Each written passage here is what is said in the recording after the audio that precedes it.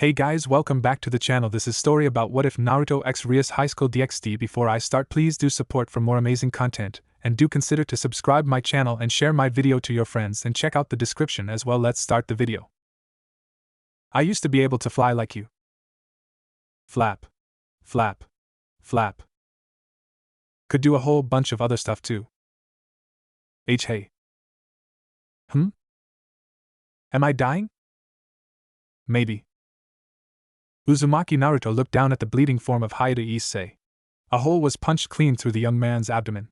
Issei was a fairly average boy with brown messy hair and matching eyes. He wasn't all that athletic or very special. At least to Naruto, that is. He was wearing nice-looking clothes that he had prepared for his date. Sadly, the button-down shirt and black trousers were now stained with blood. His normally fair complexion was now pale as he bled out from his wound. The source of the wound? Well, that would be the strange angelic woman floating above them. Her name was, or used to be, Yuma. It was now revealed that her name was Rainier. Rainier was an imposing figure, as well as extremely erotic. She wore a revealing leather type of clothing that barely covered her, and gave an eye full of her toned body. The leather straps wrapped around and under her chest and split down her stomach to make black leather panties. She had long black gloves and shoulder pads with spikes on them. Her hair was black and her eyes a menacing violet.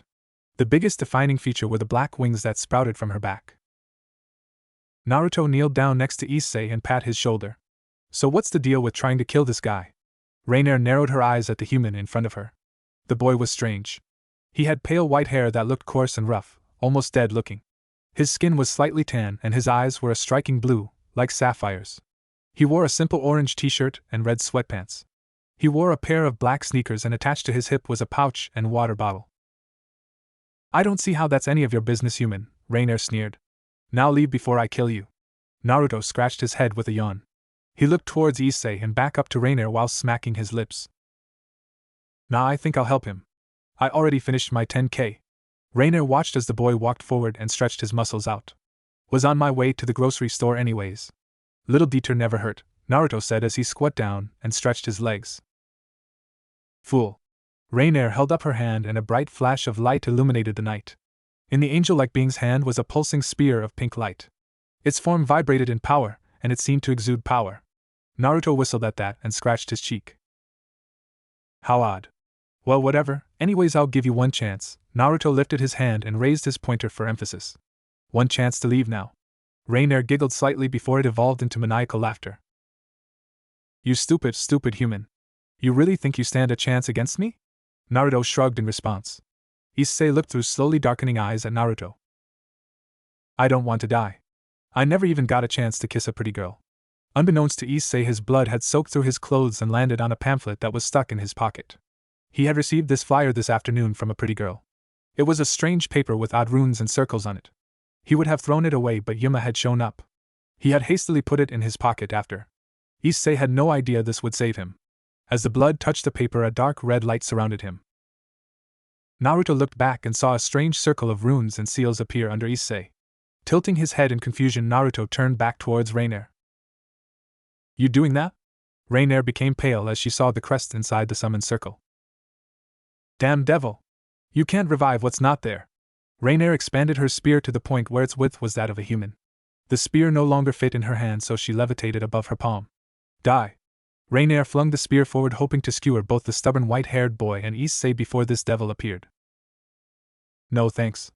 Naruto held up his hand and did something the fallen angel never would have thought possible.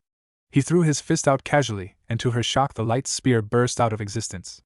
This boy punched her attack. A simple punch. Now I'll say it again, just cause I'm nice. Plus you're kind of hot. Leave. It was after those words that Naruto's presence actually frightened her. This isn't over, human, Rainier said as she flew off.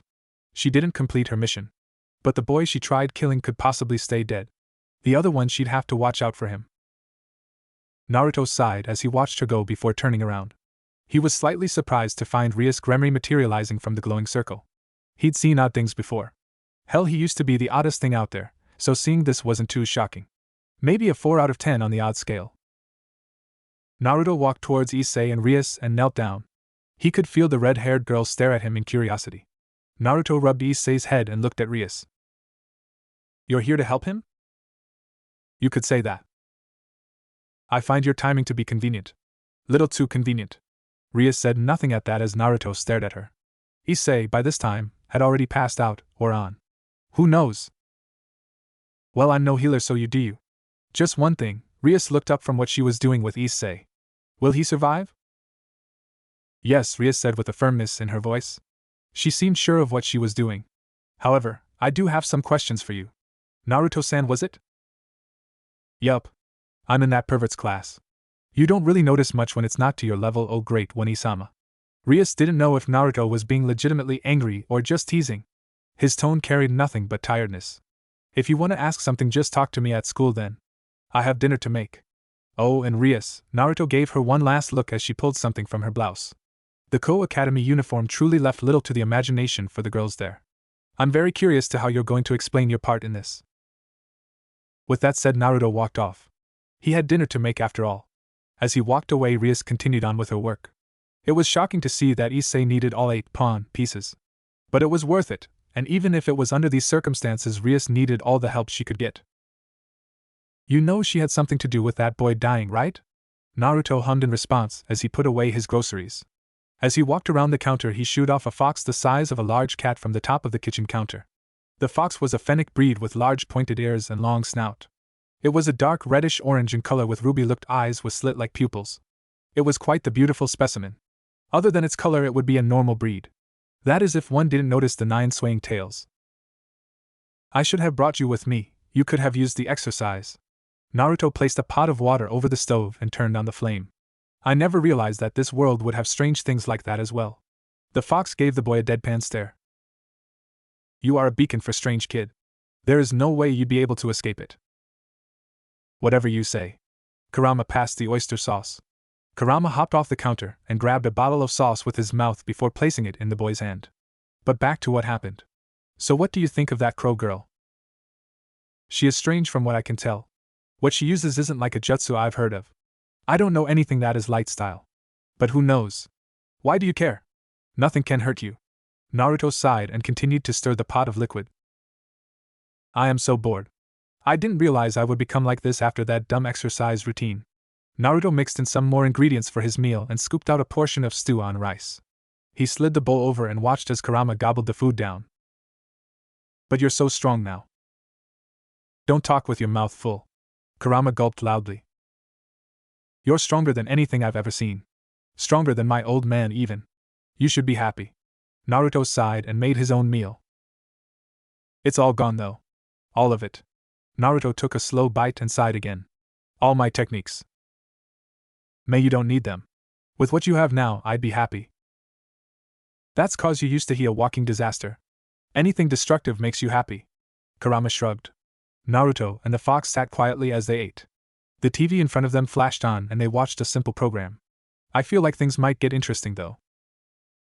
Naruto sat in school the next morning with a bored look on his face.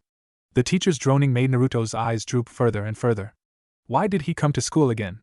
Oh yeah, because it was illegal for a 17-year-old to not go to school here. Damn truancy police. Naruto yawned loudly and heard the bell ring. His attention was drawn to a commotion in the class. What do you mean you guys don't remember? Naruto turned and watched as Issei tried to convince his friends that he had a date. Naruto hummed in thought. A date? Issei was dating that crow lady? Or was that merely a ruse? Naruto snorted softly. Ruse, what a funny word. Getting out of his thoughts, Naruto stood up and walked towards the door. He was stopped, however, as a voice called over to him. Naruto-san. Do you remember Yuma? Naruto stared at the boy for a moment and opened his mouth to speak. But once more he was interrupted from what he was about to do. Who is Uzumaki Naruto? Said boy turned towards the dull voice and saw the school's appointed mascot, Tuju Kaneko. She was a petite girl of 15 or 16 with snow-white hair, more vibrant and lively than his own, with beautiful hazel eyes. Her hair was on the shorter side with 2 bangs that framed her face. The bangs were held with 2 black cat pins as well. Kaneko seemed to be the very definition of cute. Naruto blinked at the girl and raised his hand as the students who were still around looked in shock. Yo, that's me. Kaneko nodded and walked over. Please follow me. With that said, the girl swiftly turned and walked to the door. Naruto scratched his head in wonder before shrugging. I'll talk to you later, Issei. And just so you know, Naruto leaned close so only the brunette could hear. I remember the crow girl. Naruto then turned and followed Kaneko out. Issei looked dumbfounded for a moment, but by the time he regained his composure to talk, Naruto was already gone. Said former blonde was now walking with the young girl, his school bag draped over his shoulder. Naruto and Kaneko both sported the normal uniform. Kaneko's uniform fit the girl nicely, the blouse and corset combo showing her budding curves. Naruto always thought the pleated skirt was a bit too short, but who was he to judge? Naruto, himself, wore the black blazer over an orange collared shirt. The blazer was buttoned oddly so that only the 3 buttons in the middle were closed. The top and bottom too were open to show off his shirt. He wore matching slacks to complete his outfit. The two walked in silence as Naruto took in the sights. He had never really walked down this area of the school before. All things considered, Naruto had only been in this world for a bit under 2 years. He had started school here as a first year when he was 16, a bit older than some but not all. At 17 he was in his second year with Issei and his group of pervs. It was a good life so far. Calm, peaceful, Naruto was actually quite happy, if not a little bored. The boy wondered if this was the life of civilians back in his village. Naruto stopped his pondering as Kaneko led him into the old school building and down the halls. The two of them stopped in front of room. The petite girl knocked and a muffled come in was heard. Naruto followed Kaneko inside and was surprised to see numerous occult trinkets lying around. There was even a strange summoning circle on the ground. The room itself was more decorated than his apartment if Naruto was being honest. There were 2 couches facing each other, and near a window was a large mahogany desk. The red curtains were pulled back slightly to let some light in, but most of the light was from lamps and candles littered across the room. All in all, Naruto was effectively weirded out. I hope there aren't ghosts in here, Naruto thought. His fear of ghosts was still around, unfortunately. Kaneko walked forward and sat on one of the couches. Naruto surveyed the room and took in the people already there. Rias was sitting at the desk, her fingers steepled in front of her. The girl held a foreign beauty with her red hair and teal eyes. Even while sitting down, Naruto knew what an amazing figure the girl had. She had the body many adult women would kill for. Full chest, narrow waist, and wide hips, yet definitely the body of a teenager. Naruto could see the girl's eyes were currently trained on him. Naruto decided to take in the other people in the room. Hinajima Akino, now there was a girl with a sinful body. While Rias was definitely blessed with her looks, Akino beat her in bust size. Naruto had to scratch his head and wonder what the girl was eating. Akino was a beautiful girl with long raven hair tied in ponytail that reached her ankles and pale, creamy skin. The ponytail was tied with a bright orange ribbon. Naruto mentally raised his fist at that, and her deep violet eyes held a sense of mischief. She, like Rias, wore the standard girl's uniform for Ko, but wore black knee socks instead of Rias's white shin-length ones. The final person in the room was a male. His name was Yudo Kiba, the school-proclaimed prince. Naruto thought the boy's fair looks and unblemished skin was way too familiar to the Sasuke in his younger time. Kiba held no resemblance to the Kiba that Naruto grew up with. Yudo Kiba had pale blonde hair a few shades lighter than what Naruto's used to be and gray eyes. He wasn't very masculine or muscular, but Naruto could tell that the boy at least stayed in shape. He wore the boy's uniform to its exact specifications and even had an ascot tied around his neck. Naruto fought the urge to scoff. Who wore something like that? Naruto stopped his observation and stood in front of Rias. The girl stood up and walked in front of her desk. As she walked, Naruto could see the girl's eyes follow him. She's the leader, huh?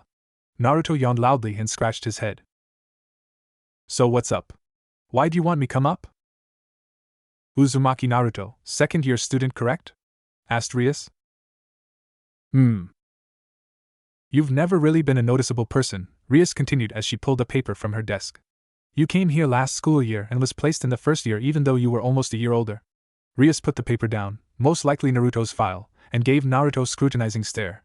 If I recall, didn't you have blonde hair? Yeah. Used to be. Did you dye it? Nope. Naruto's response was so short that Rias couldn't give a response to that. So she moved on. Naruto-san, You can just call me Naruto.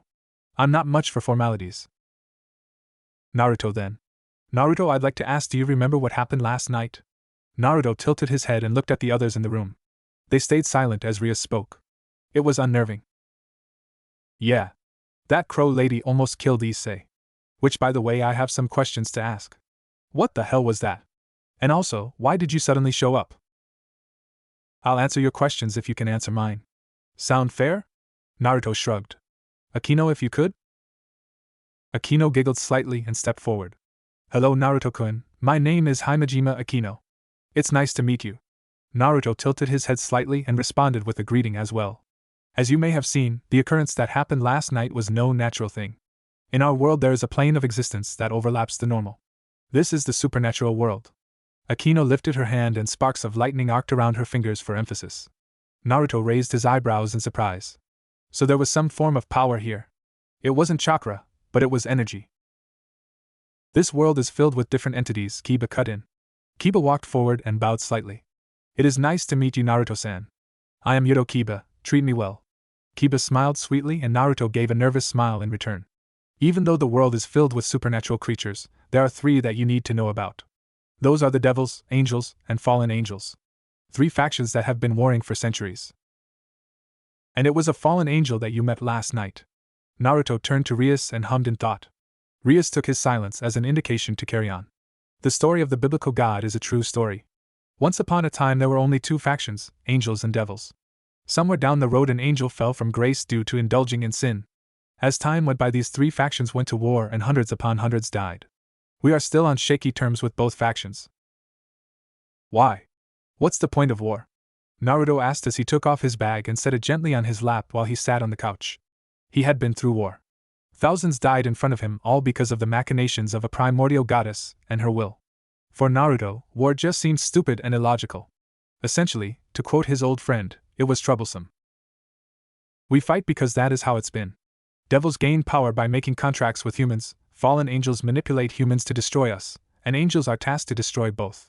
It makes it into a 3-way fight. Naruto stroked his chin at that. It seemed to make sense so far.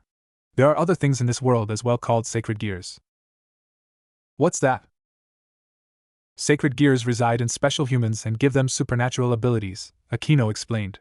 They can manifest themselves or just be ingrained in their body as a higher than normal attribute, like intelligence or strength. Bucho here thinks you have such a sacred gear. Why would you think that? Rias smiled sweetly and stepped in front of Naruto. She reminded the boy of cat looking at a sweet, delicious canary. I saw how that fallen retreated. I even saw you completely nullify their light-based weapons.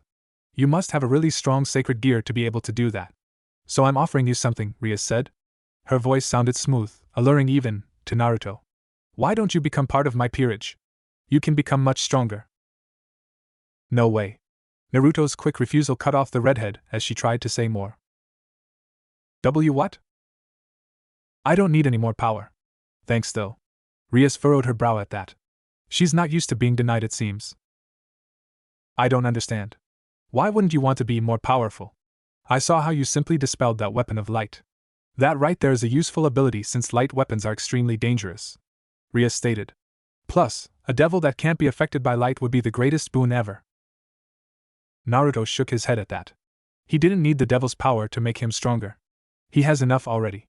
He wasn't gonna stop his exercise, but he had no desire for the weirdness that came with these devils. As a devil you could gain so much. You could have riches, women, excitement. All I ask is you become a member of my peerage, Rias said. Again Naruto shook his head. That would mean following you, right? Well, yes, that is true. You'd be a servant under the Gremory house. You see, that's the thing, Naruto began. I'm no one's servant. Rias could feel the situation spiraling down and a potential peerage member slipping from her grasp. She tried racking her brain on anything the former blonde liked. Even though you are a servant, you wouldn't be treated badly. We of the Gremory house pride ourselves on treating our servants very well. Plus, if you become a high-class devil you can even get your own peerage. Doesn't that sound good? Rias said. Again Naruto shook his head. Rias sighed. Well, can you at least tell me how you blocked that light weapon? Do you know how to activate your power? That could possibly be your sacred gear. Oh, you mean that light spear thing? Yeah, I just punched it. Naruto was met with silence. What? Akino's giggle broke the quiet in the room. How funny. Surely you don't mean that you simply smacked the attack away, Akino laughed. Yeah, pretty much. The attack was weak. Listen, I answered your questions, now you answer mine. Why did you show up suddenly when Issei was dying? Instead of answering, Rias handed over a paper with a strange sealing array on it. The top of the paper had the words "Fulfill your greatest desire" and instructions on what to do. These are summoning pamphlets for devils. When someone gives some blood as a sacrifice, we go to them to fulfill their desire. Issei, with his last breath, desired to be with a beautiful girl. So I showed up and turned him into one of your servants. Naruto tried to hide it, but everyone in the room could hear his accusing tone. Are you implying something? Rias said lowly. No, not implying. I'm outright saying that it is too convenient for you to show up when the kid was dying. Did you set him up? Did you have him killed? What? Of course not. Rias protested vehemently. Her peers were looking back and forth between Naruto and Rias, shocked that someone would stand up to her like this. If you didn't have him killed, then why is it that you showed up specifically? Akino is hot, and Kaneko holds a petite beauty to her that Issei would have liked. I like it. Why did you show up specifically? Rias bit her lip at that. While it was true that it was her familiar that gave the flyer, Rias was the king, and could have sent out Akino, or Kaneko, to let Issei die in their arms. Rias knew of the fallen angel. She knew that they were following Issei. She didn't know specifically that they would kill the boy, but she had an idea that it could happen. Ever since Kaneko had smelled the scent of a dragon on Issei, Rias started to plot. Akino had asked her why she didn't just go to Issei, but Rias was unsure on how to approach. When fallen angels started to swarm, Rias saw an opportunity. She had made the choice that she would let things play out, and if Issei were to be killed, then she would come and revive him. It would make the boy more easy to sway to her cause. She didn't like it, and hated herself for what she did, but she needed strength. Rias chose the darker path, and for some reason Naruto knew. Your decisions are your own, and who am I to judge you? Just don't lie to me and tell me that you didn't have some idea that Issei was going to be hurt, then play the ignorant card. It's dumb. Rias bristled under the boy's scrutiny. She was a princess, damn it. How dare a human put her on the spot? You would do well to understand your situation, Naruto-san, Rias started as she started to leak some of her magic out. Naruto noticed her energy levels rising but made no comment. I asked you to come here for a pleasant talk, but if you continue to accuse me of these treacherous acts, we will have a problem. Naruto was silent for a moment before sighing. He never did like talking to the royal types. They were always so annoying. Sasuke, Neji, and even Cheyenne had personality problems in the beginning. He wasn't trying to push the girl. Just make her realize that she may have made a mistake. It wasn't his fault that she may have ruined someone's life. Let me see what's going on. Really? Yeah. I'll scare them a bit. Besides, I want to go home. Naruto shrugged internally at that. He was tired as well. Plus he had to go shopping, so might as well get this over with. Okay. Settle down. I see that this is a touchy subject, so you don't have to talk to me. So why don't you talk to my friend? Naruto opened his bag and Rias lowered her energy to watch what came out. Everyone was surprised to see a fox come wiggling out. The bright orange fox plopped on the table and shook its body. Oh, it's so cute! Akino squealed. She went to get closer until Kaneko stepped in front of her. The young girl's eyes were trained on the fox intently. Kaneko-chan, what's wrong? Yoko. Kaneko replied, that being the only word she said in the past hour. This is Kurama. He's been my partner since I've been born. And he would like to chat with you, Naruto said. The devils, minus Kaneko, tilted their head in confusion. That is until Kurama unveiled all 9 tails. Kkyubi? Everyone was shocked to see a mythical beast in their presence. And one that was supposedly extremely powerful. How did a human have a connection to a Kyubi no Kitsune? Hello, devils. My name is Kurama and Kurama inhaled deeply before giving all in the room a fanged grin. What delicious emotions you have. After Kurama said that, it was like his presence filled the room. The devils could barely keep themselves from kneeling at the fox's power. Kurama walked down the table and stood in front of Rias. The girl seemed to flinch a bit as his ruby-red eyes pierced into her teal ones. She heaved a sigh of relief when Kurama turned from her to regard everyone else. This room is filled with negativity. I can practically have a feast here, Kurama grinned. You! Girl! A tail pointed at Kaneko, who jumped slightly. I smell demonic energy from you. Nikomata energy. Why is that? Kaneko fidgeted under Kurama's gaze. And Naruto stood up. He knelt down and gave the girl a look. She has Matatabi's power in her? No, not necessarily. Maybe a very watered-down version. You, devil princess! Kurama pointed to Rias this time. You have some interesting people in here. However, that's not why I'm here.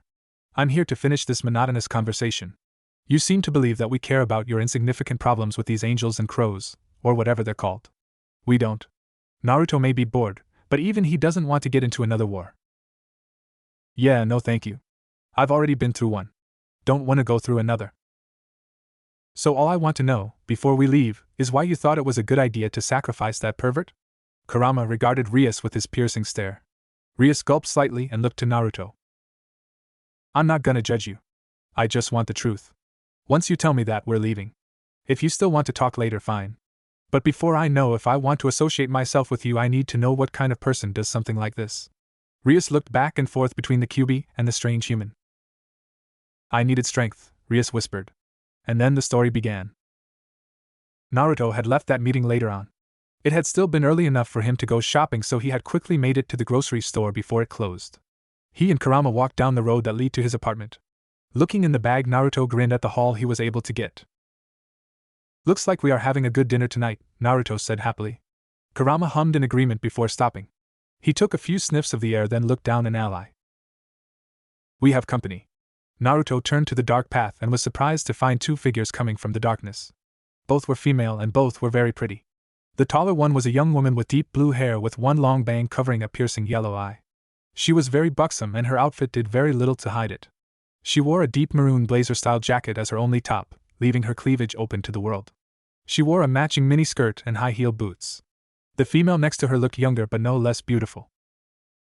This girl was what one would consider a loli. Just like Kaneko, Naruto thought as he looked the girl over. She was petite and beautiful girl with peach skin and had a sense of mischief. She had blonde hair done in two twin tails that fell back and clear blue eyes. She wore a gothic Lolita attire with white frills and a large black bow on the top of her head. The two girls were giving the boy a large grin. Hello ladies? Naruto called out to them. Nice night for a walk? Punch your theory. These two give off a dangerous aura, Kurama said as he eyed the two girls before him and Naruto. Naruto, as well, felt an eerie feeling coming from them. Deciding to stop beating around the bush, the boy stepped forward. So how can I help you two out? Naruto asked. The blonde girl giggled at Naruto's behavior, while the older woman scoffed. This is the human that made Rainier scared. Pathetic. He doesn't even look like much of a threat, the blue-haired woman stated. Hurry Middlet and kill him already.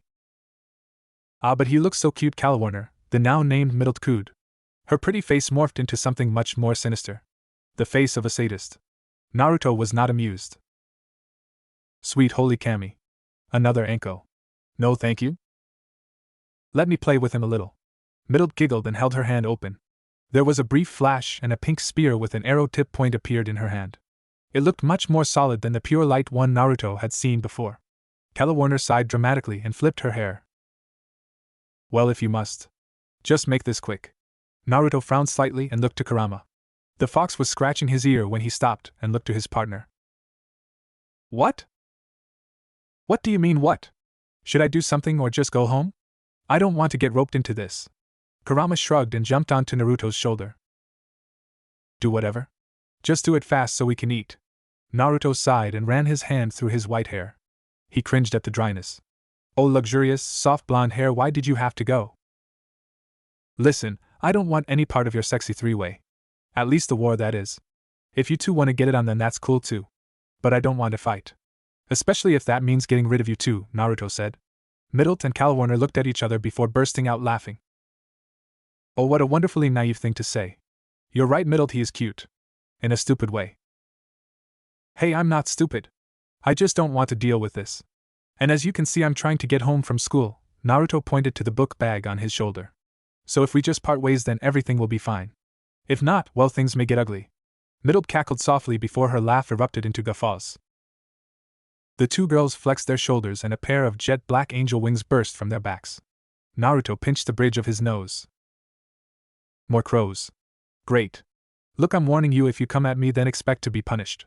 Middlet rushed forward with a flap of her black wings and went to stab Naruto. Then punish me. You can spank me nice and hard, but I'll hurt you too. Middlet cackled. She thrust and stabbed at Naruto, who jumped back and dodged every attempt. Or quit. If you ruin these clothes, I have to pay for it. You know how many odd jobs I have to do to pay for school and groceries. Naruto yelled as he backpedaled.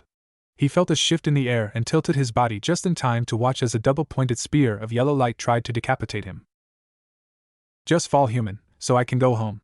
Naruto frowned at Kalawarner and spun around the spear. The two began to attack in tandem and continued to try and spear the boy. He's good at dodging. What a slippery Oni-chan, Middle said as Naruto ducked under her spear. But we got ya! Naruto noticed Calawarner come from his blind spot with her spear ready to pierce his side. Time to end this. I'm hungry. It's over, human! Calawarner screamed in victory. She felt her weapon puncture something solid and grinned in pleasure. No human could possibly survive being pierced by a light weapon. Rainier must have been seeing things when she said this boy dispelled her light spear. Squeak! Squee! The two fallen angels tilted their head in confusion at the sound. Where was the scream of anguish? The splatter of blood? The sound of air escaping from an object was not what they expected. What? What the hell is this? Middle questioned. Instead of the white-haired human they expected to be skewered in a spear, they saw a blow-up punching doll in the form of a clown. It had the words log painted on the front of it. Didn't you stab him? How could you miss? Calawarner pulled her weapon out of the plastic toy with another squeak from it, and looked down in confusion. I don't understand. Where did he go? Over here. Middle and Calawarner turned quickly to the voice and saw Naruto zipping up his bag. He slung it on his shoulder, and wiped his hands on his pants. Substitution. Classic move. But how? You crows are just slow. Both girls looked at the source of the voice and were shocked to see the fox on the boy's shoulder speaking. He had enough time to unzip his bag, blow up the toy, put it in his place, and then move. Not how I used to do things, but still effective and infuriating towards who hit it. Naruto picked at his ear before looking at the fallen angels. So, ya mad yet? Both supernatural beings gripped their spears in anger. How dare this human mock them? I'm gonna rip you to pieces, then defile your corpse. The blonde girl screeched. Calawarner agreed silently, and the two rushed forward. Pass. Middle and Calawarner were stopped in their tracks and had to stifle a choke as Naruto appeared before them and grabbed their throats. I'll try not to kill you too, since I really don't like murder. Something my godfather taught me. Plus I don't like killing hot girls. The two fallen gripped at the hand wrapped around their throats, but couldn't release the iron grip. When they swung their weapons they were shocked and afraid when both dispersed into light particles. How? Calawarner whispered. She was afraid now. More frightened than she had been in a long time. She would admit she wasn't the most powerful fallen angel around, but she was powerful enough to take care of most things thrown at her. When she heard Rainier had come back and failed her mission of making sure the sacred gear wielder was dead, she had laughed at the reason. What kind of human could make a fallen angel run? Now she knew. Naruto gripped the two tighter and the three of them, plus Fox, vanished from the ground. High in the air Naruto appeared with Calawarner, and Middle held high. Don't die, crows! Spinning lotus of the majestic green beast. Calawarner and Middle screamed as Naruto spun downwards at extreme speeds. Wind whistled and bones creaked, then a loud crash. A dust cloud formed on the street from the impact of bodies hitting the ground. From the dust Naruto walked forward. A wave of his hand and the dust cloud dispersed. On the ground was a large crater, and in the crater lay the two fallen angels. Their wings were broken and bodies torn. Blood leaked from numerous cuts. I can't move, Middle croaked. My W wings. Calawarner tried to look at her broken wings, but couldn't. What happened? All she saw was a blur of colors, then excruciating pain. The sound of footsteps alerted her to movement, and she moved her eyes fearfully. There he was. The man who had disposed of her, and her comrade with barely an effort. Then she blacked out. Naruto hummed happily as he spooned another morsel of egg on rice into his mouth. Oh, this was so delicious. He would admit that he had grown to love other foods and the joy of cooking them. Ramen will always be his first love, but cooking was calming. Sighing happily, the boy leaned back on his modest couch. Next to him sat Kurama, the fox scaring down his dinner. Burp. Excuse you. You're excused. Naruto shook his head. His fox partner will always be like that. Naruto grabbed his remote and flipped on the TV to pass some time. As he ran through channels, Kurama hopped off the couch and padded over to Naruto's bedroom. Their apartment wasn't big by any means. It had a shared kitchen and living room, a bedroom, a small office room that could double as another room, and one bathroom. It was small but cozy. Kurama peeked his head through the doorway and saw the two girls that Naruto had taken. He really was too nice for his own good. Both of them were breathing normally and just seemed unconscious. They'd be good leverage. Your little asinine attack knocked them out good. Copied from your idiotic friend? Kurama said as he went to join the boy. Naruto shrugged. It's easy to use. Plus, who'd expect it? Kurama shook his head in exasperation. So what should I do with them? They'll probably wake up in a day or two. Leverage, kid. They will make the perfect bargaining chip if things get too antsy. Plus, we can make them clean our house. Naruto palmed his face and groaned. I'll make them wear skimpy little maid uniforms and sweep up the house. Then I'll make them dust. Yes, the apartment will be so sparkly. Yes. Chill, Fox. I'm being serious. So am I. Ignoring the fact that we have beings that could potentially start a very nasty situation, I have no real desire to be a part of some petty war that I have no business in, Naruto explained.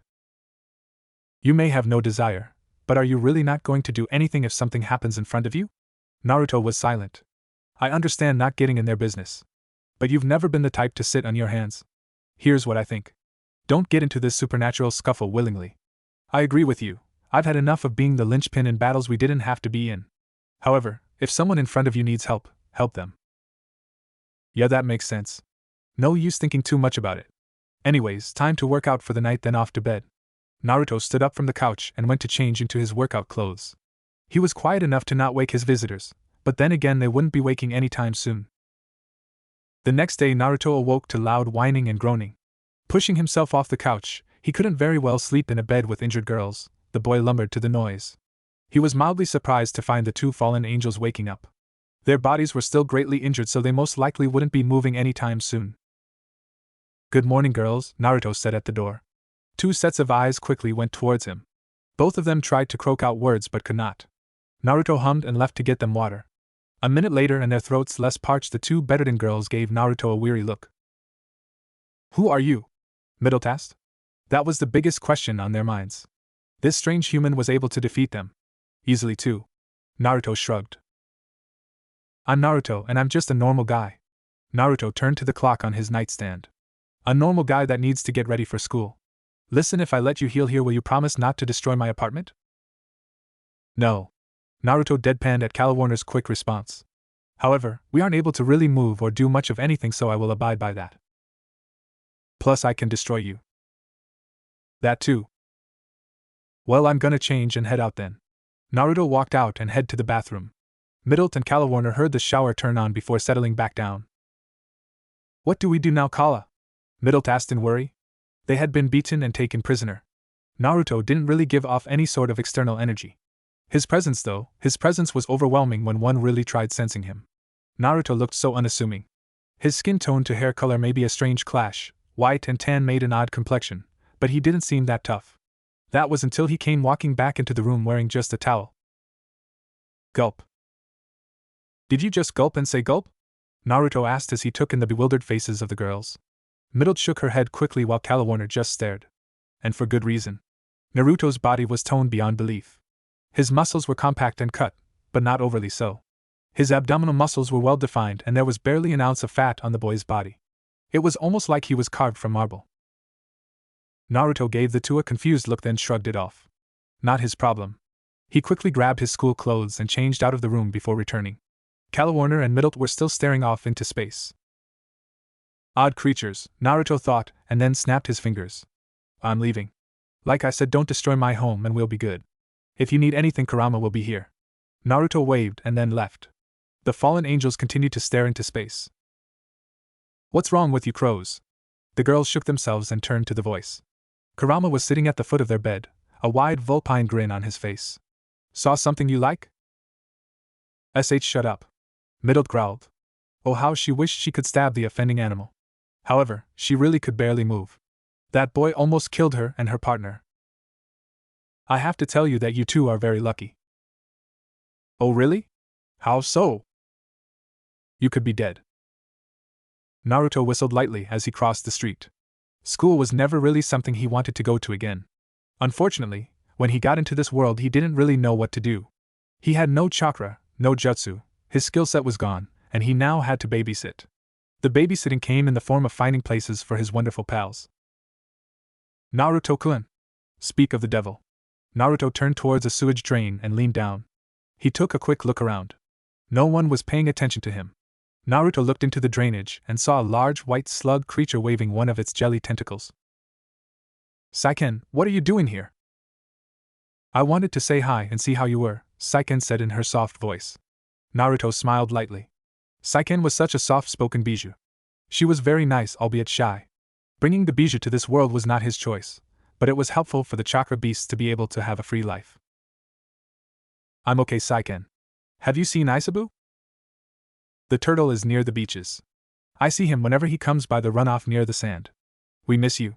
You should visit us. Naruto smiled and tickled the slug under what he assumed was her chin. I may need to gather you all soon. Naruto stood up and dusted his pants. Something is coming. Something big. Well, you know where to find us. Saiken disappeared from view and Naruto turned away. Time for school. That first and figure out his place in all this. Naruto reached his class with relative ease and sat down. He noticed Issei in the back with his friends whispering to themselves. He didn't really feel like engaging at the moment, so Naruto turned to the front. When the bell rung, Naruto let his mind wander. He had a feeling things were going to get odd. The day went off as normal as possible. Naruto went to classes, he had lunch with a few classmates that didn't bother him, and he even paid attention in his final class. When the bell rang for the school day to end, Naruto was ready to head out. He had to quickly go to a job he was asked to do. He needed money after all. Naruto quickly left the classroom and changed into some street clothes. He now sported an orange shirt with blue trim, jeans, and sandals. He felt comfortable in this, and he had to be. He was working on groundskeeping around the school today. As Naruto grabbed the supplies he needed, he waved to a few passing students who waved back. Other students would ask him why he was always doing these jobs. He would reply that he needed the money to pay for food, shelter, and schooling. It wasn't like some otherworldly benefactor gave him a scholarship. That would be amazing, but unfortunately didn't happen. Naruto could drop out of school, but then what would he do? I could always travel the world and see the sights. Might be fun. Naruto's thoughts were interrupted as he heard footsteps approaching. He paused his sweeping and turned to his visitor. Shirtori Sona, student council president, and her vice president, Shinra Tsubaki, walked towards him. Sona was a slim girl with glasses and black hair cut in a bob. She was pretty but held a very serious demeanor. Her violet eyes were always sharp and trained on any wrongdoing. Tsubaki was also bespectacled and had long black hair let loose. She was more curvy than her president and had brown eyes. The two came to a stop in front of Naruto. Ms. Student Council President, how can I help you? Must you call me that every time we meet, Uzumaki-san? I'll stop when you call me Naruto. I'm unable to do that. Then you stay, Ms. Student Council Pres. Fine. Naruto grinned at Sona's outburst. It was fun pushing her buttons. Fine, Naruto, I would like to talk to you about something. Okay, shoot, Naruto said as he continued to sweep. I had heard you made contact with Rias and her club. Naruto stopped. Is this true? From the way you said club, I'm gonna guess you know what they are. That is correct. And are you one as well? I have my own peerage. You know Tsubaki, she is my queen. Tsubaki bowed to Naruto, who nodded back. Hello again, Naruto-san, how are you? Good, Tsubaki-chan. You. Tsubaki huffed and turned her head. I'd be better if you didn't address me so. Naruto chuckled. That's all well and good, so what do you want from me? Naruto paused for a moment as something registered. What do you mean, queen? Rias didn't go over pieces with you? I'm not part of her club, so no. Ah, that makes sense. I would have thought you'd be coerced into becoming part of her peerage. Naruto shook his head. Nah. I'm gonna stick to being human. I'd rather not be roped into any sort of servitude. Besides, I'm fine on my own. Sona frowned and crossed her arms under her chest. That certainly doesn't seem smart. I had heard that you ran into a fallen angel. How do you dash? Angels. I'm sorry? Fallen angels. I met 3 total. Tsubaki and Sona flinched in shock. How did Naruto have such bad luck as to meet 3 fallen angels? How was he alive even? Are you okay? Did they do anything? What happened? Sona shot out each question as she moved closer and closer to Naruto. Her student council president mode was showing. The boy held up his hands in a placating manner. Whoa, chill. I'm fine. Apparently they checked me out because they heard from their leader or friend that I had scared her off. 2 of them came to me, attacked me, then I beat them down. Tsubaki balked at Naruto's words while Sona looked openly shocked. He beat them? How did you defeat them? I'm much stronger than I look. I know you. Naruto looked around and leaned close, Devils like to believe humans are weak, but not all of them are. Not only did I not want to be part of Rias's group because I'd be a servant, I also did it because I'm stronger than her. Sona gave the boy a disbelieving look. Honestly, I find that very hard to believe. Naruto scratched his head and thought for a moment. He didn't really want to show off. Who was he kidding? He really missed showing off. Unfortunately, he couldn't without destroying the country. Or world, depends. Listen, I haven't had a real good fight in a long time. If you can find a way to get a place that can withstand damage or get rebuilt, how about I show your little group what I can do? Sound good? Sona hummed in thought. On one hand, it was very hard to believe the white-haired boy. On the other, she would be able to one-up Rias and see just how Naruto was able to fight off light weapons and beat fallen angels. Besides, she needed to have her new pawn see battle. I will make it so. Come see me tomorrow and I will bring my peerage. How about a little wager though? President? Tsubaki asked in shock. Not only was her master allowing a human to battle them, but she was also betting with him. A bet? Okay, sure. What are your terms? If I should win, you join my peerage. If you win, you can name your request. Sound fair? Naruto grinned. Well, this would be fun. Deal. Naruto came home to a quiet apartment. Well, it was until he heard a loud scream. Get off, you pervert fox. Stop throwing him on me. Hee hee ha ha ha. Dance puppets. Dance for your master. Naruto's sweat dropped. What did he miss? I'm home, Naruto called. He strode to his room and sagged in exasperation at the sight that met him. Middle was pulling Calawarner's cheek while the blue-haired girl was grabbing a fistful of Middle's hair. In the middle of it all was Kurama nestled snugly between the two girls' chests. What the hell is this? Human! Tell your cursed pet to stop going under the covers and sticking his nose where it doesn't belong. Seriously. He keeps sticking that freezing nose into my leg. Middle screeched. Naruto, annoyed, grabbed Kurama by the scruff of his neck and lifted the fox to eye level. What are you doing? Having fun. Why do you patronize them? Because I can. Naruto pinched the bridge of his nose and tossed Kurama over his back. The fox tipped in indignation before landing on his paws. Rude. Whatever, listen you two. Both girls stopped their squabbling to look at Naruto. I don't know what you plan on doing now, but if you're gonna stay here you'll need to contribute. Calawarner scoffed and folded her arms under her bust. Like we would willingly stay in this dump. Once we have healed we will be leaving to our leader. But which one, Kala? Middle said as they ignored Naruto's indignant cry over his home. Rainer won't be too happy we were captured and he will be angrier that we disobeyed. Are we even able to go back? Calawarner was silent at that. It was true. They had failed in their mission from Rainer, they had disobeyed their original order from someone much higher up, and they had been defeated as well. Their roles as soldiers were done. If Rainer found them she would punish them, or worse. Rainer was not a merciful person. So what's your choice? Middle turned. Calawarner nodded in agreement. If you will allow us we would like to stay here for now, Calawarner stated. Naruto hummed in thought and looked at the two. He had no qualms with having them stay. They were still injured and even at full power the two of them couldn't hurt him. Stroking his chin, Naruto shrugged. Alright. You can stay, but like I said before you two will need to start contributing when you can. What do you have in mind? Maid service. Shut up, perv fox. Look, maybe just keep the house in order, if possible do some shopping, and if I really need the funds you both may have to get a job. Other than that, just don't do anything stupid. Those are my rules. Can you follow them? Middle hummed before nodding while Calawarner gave a reserved nod as well. They weren't prisoners so this was actually the best option for them. So what do we do now? I don't know about you two, but I'm gonna rest. Tomorrow I get to have some fun with devils. Punch a devil for candy. Naruto didn't know why he felt so giddy. Maybe it was the fact he was told he could beat up a bunch of devils? It could also be the fact that he hadn't had a good exercise in quite a while. However, if he were truly honest with himself, Naruto would say that he was excited for the request he would undoubtedly receive from this endeavor. Today was the determined day of Naruto's little battle with Sona's peerage, and the white-haired boy couldn't be more excited. Throughout the day at school, Naruto had constantly been looking at the clock. Once it hit 3 o'clock, he was going to be out the door. The bell rung and Naruto quickly packed up his belongings. Due to his excitement, Naruto was fairly oblivious to his surroundings.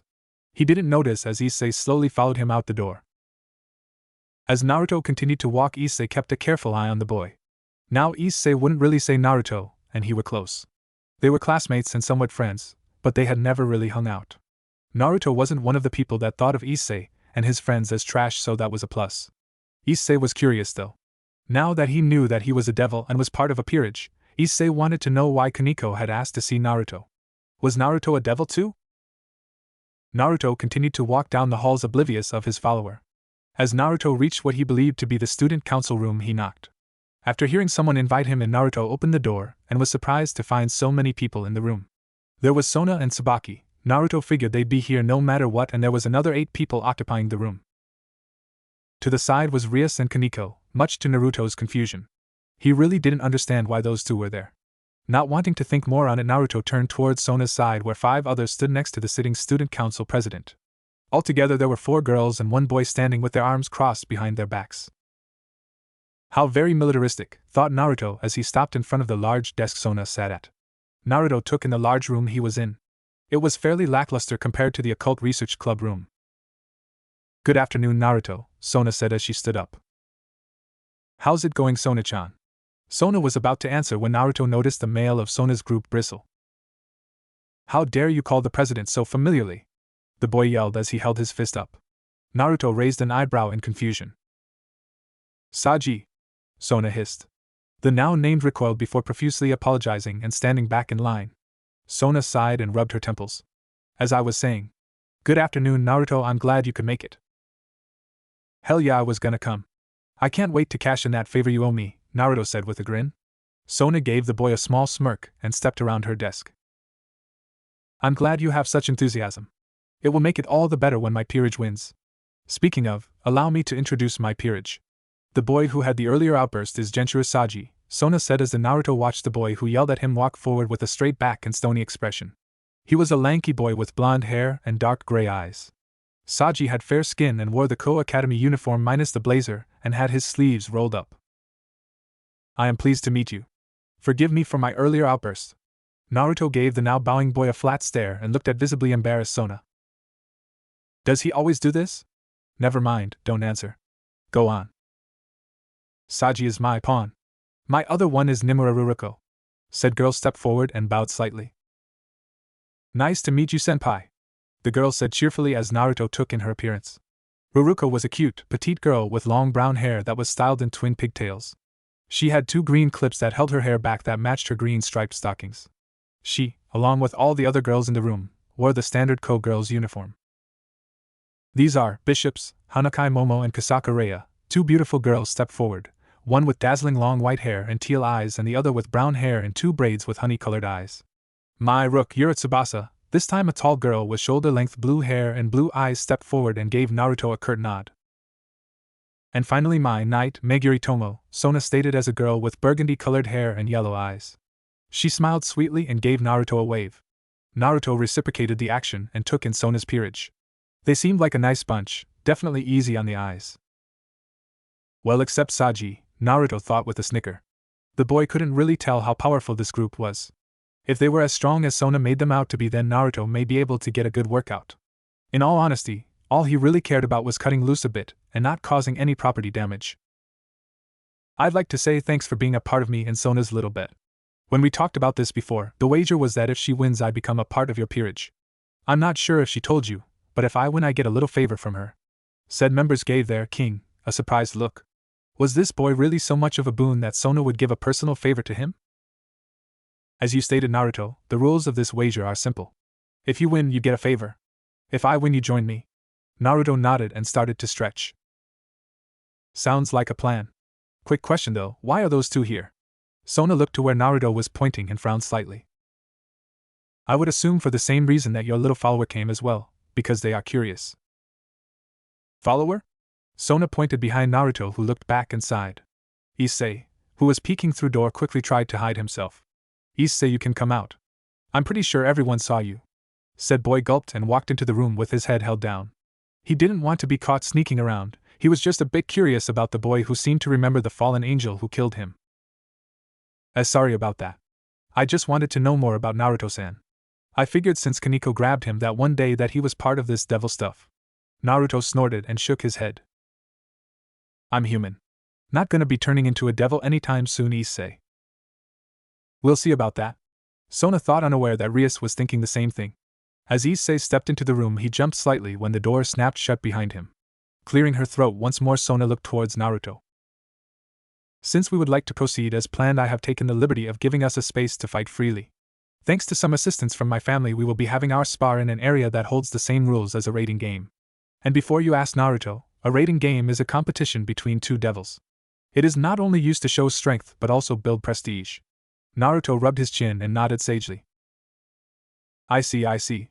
Yeah, not a clue what that all means, Sona sighed as a bead of sweat dropped from her head. Why must the boy be so dense? As long as we can go, then I'm all for it. I believe that's my cue. A loud and girlish voice rang out. Naruto immediately dropped low, and to the surprise of the devils, two strange knives appeared in each of his hands. Naruto watched in surprise as a glowing blue sigil appeared on the floor. As the light glowed, it blinded him briefly. He shook his head to rid his eyes of the light spots, and when he could finally see, the sight was quite a shock.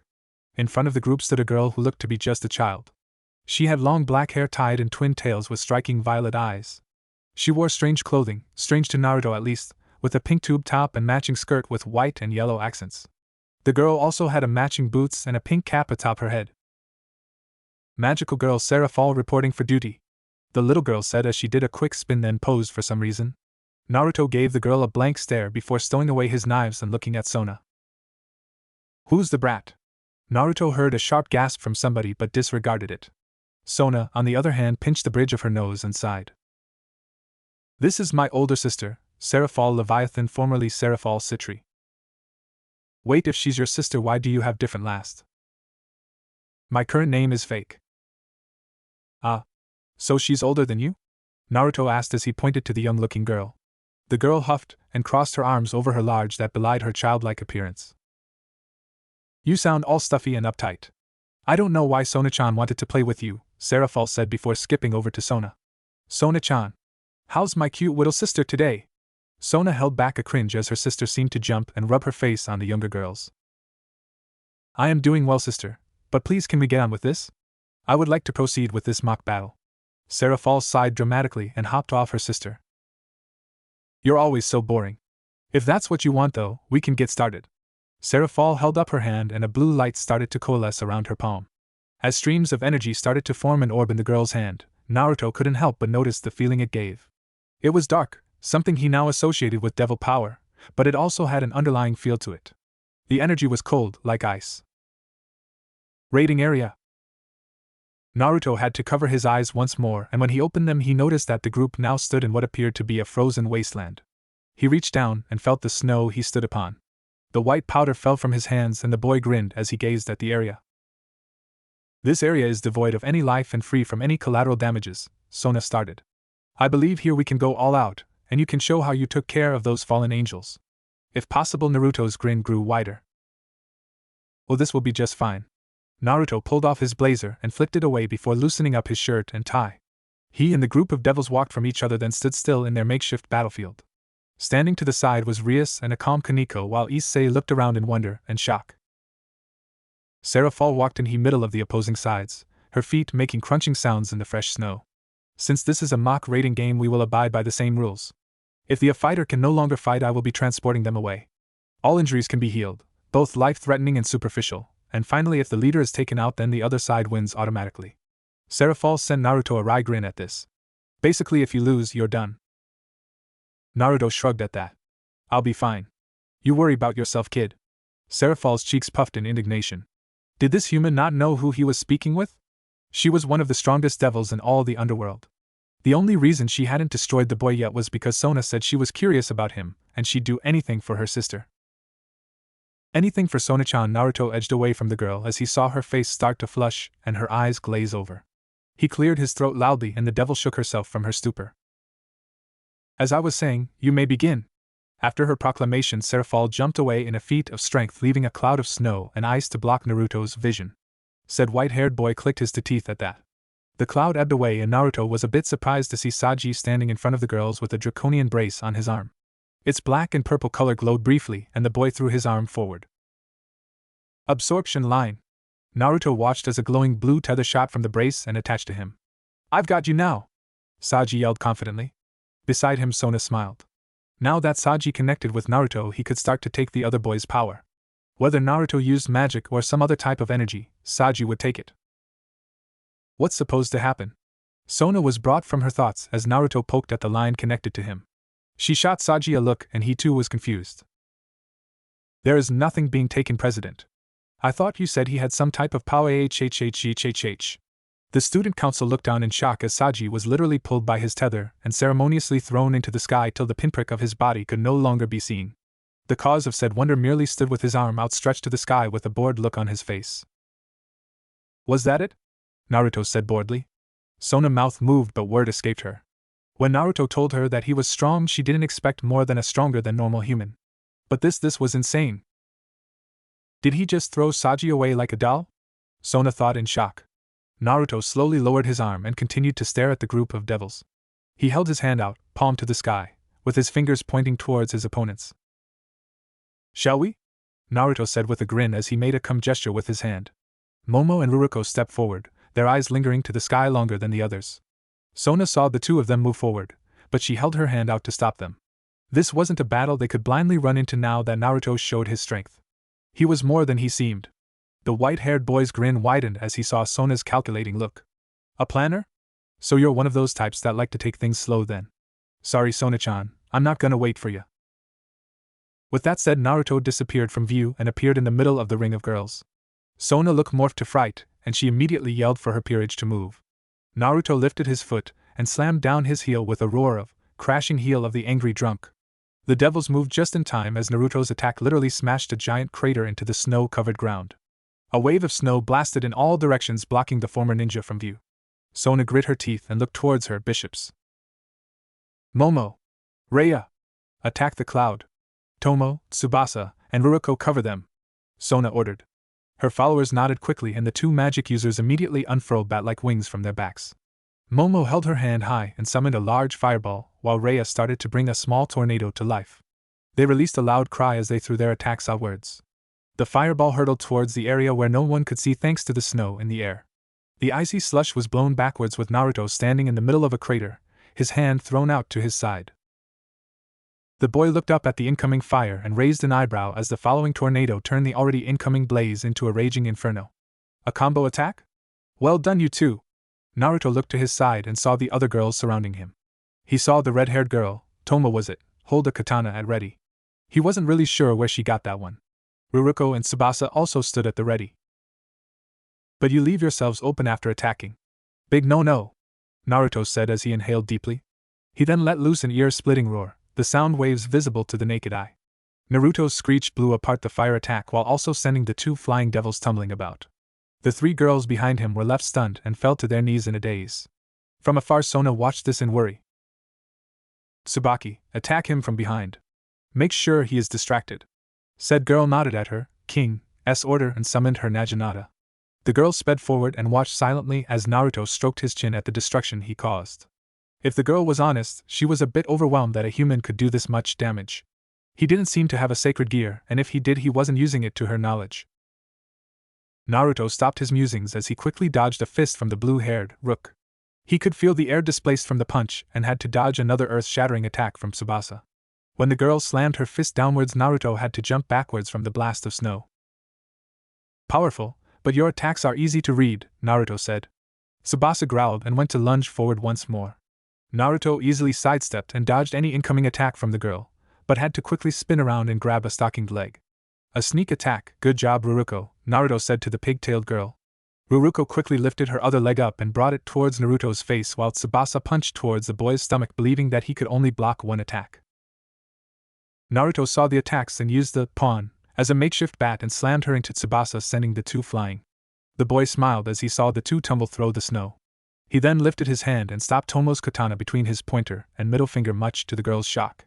He turned to her with the infuriating grin of his and raised his other to her forehead. You're fast and good with your sneak attacks, but you project your killing intent. If you were more calm, then you'd probably have surprised me. Doesn't mean you would have gotten me. Naruto then flicked her and sent her shooting back as she screamed in pain and surprise. After he sent the knight tumbling, Naruto turned to the king and stepped forward. He stopped when he noticed that Sona was alone. Where is Tsubaki? Naruto thought. He immediately looked upwards and had to dodge the thrust from above as the aforementioned girl flew down with wings of a devil. Tsubaki immediately spun on her heel and threw her weapon out. Naruto bent backwards and let the Naginata pass over his face. He squeaked slightly as the girl spun once more and went to stab at Naruto's groin. "Where the hell are you aiming?" Naruto yelled while jumping over said attack. "I assumed you would be able to dodge such a maneuver. I was proven correct. You are no ordinary human, are you, Naruto-san?" Tsubaki spoke as she continued to thrust at the boy. Naruto dodged around another attack before tripping his opponent and grabbing her. With a mighty toss, Naruto sent Tsubaki into the air. He then turned to Sona, who unfurled her wings and flew upwards. Now surrounding the king was the rest of the girls, all looking a bit ruffled. Off to the side, Rias and Kaneko looked at the battle in mute shock. Was this Naruto truly a human? He seemed to be able to hold off a whole peerage of devils, each one strong in their own right. While the two girls looked at Naruto silently, Issei on the other hand was quite loud with his thoughts. Holy crap! Was Senpai always this strong? Look at how he took down all of them in one shot. I want to be that strong. Bucho, can I be that strong? Issei asked. Yes, Issei, I believe you can be just as strong, Rias said. Although her tone sounded reassuring, her thoughts on the other hand was tumultuous. If Naruto really was this strong, would she even be able to bring him into her peerage? Rias herself was strong, but she knew that Sona and her were fairly equal in power, even with her power of destruction. Sona's battle tactics coupled with her water magic was quite the handful when they sparred. Speaking of water magic, Sona held her hands high and summoned a giant water serpent, its eyes glowing with power. Momo and Rhea each channeled lightning magic before sending it towards Sona's attack. Naruto whistled at the attack. He had to admit the attack itself reminded Naruto greatly of a former enemy's water dragon, their size fairly equal. However, he was fairly sure if Zabuza was to use his own jutsu that his would most likely win. Naruto cut his musings short as he heard Sona speak. Surrender now, Naruto. This attack will cause you great pain, and trust me, it will not miss. Sona's eyes glowed briefly at that last remark. You have showed an amazing amount of skill, and I will admit you have surprised me. I will not underestimate you again. Naruto nodded slightly. I have to say, fighting with you guys has been pretty fun. I didn't get to destroy as much as I wanted, but hey, maybe after I win we can fight again, Naruto said with a smirk. Sona frowned and threw her arms forward. As you wish. Prepare yourself. The water snake opened its mouth and let out a loud hiss before jetting off towards the boy. Naruto watched the snake come towards him before his fist. Just as the snake reached Naruto, he let loose a loud grunt and punched. A giant shockwave was thrown outwards from the point of contact, and to Sona's, as well as everyone's, utter shock, the water attack burst apart. My turn, fall of the ignorant fairies. Naruto opened the hand he had punched with and threw it back before sending it down to the ground. The devils in the sky looked confused for a moment until a giant wave of pressurized wind slammed down on them.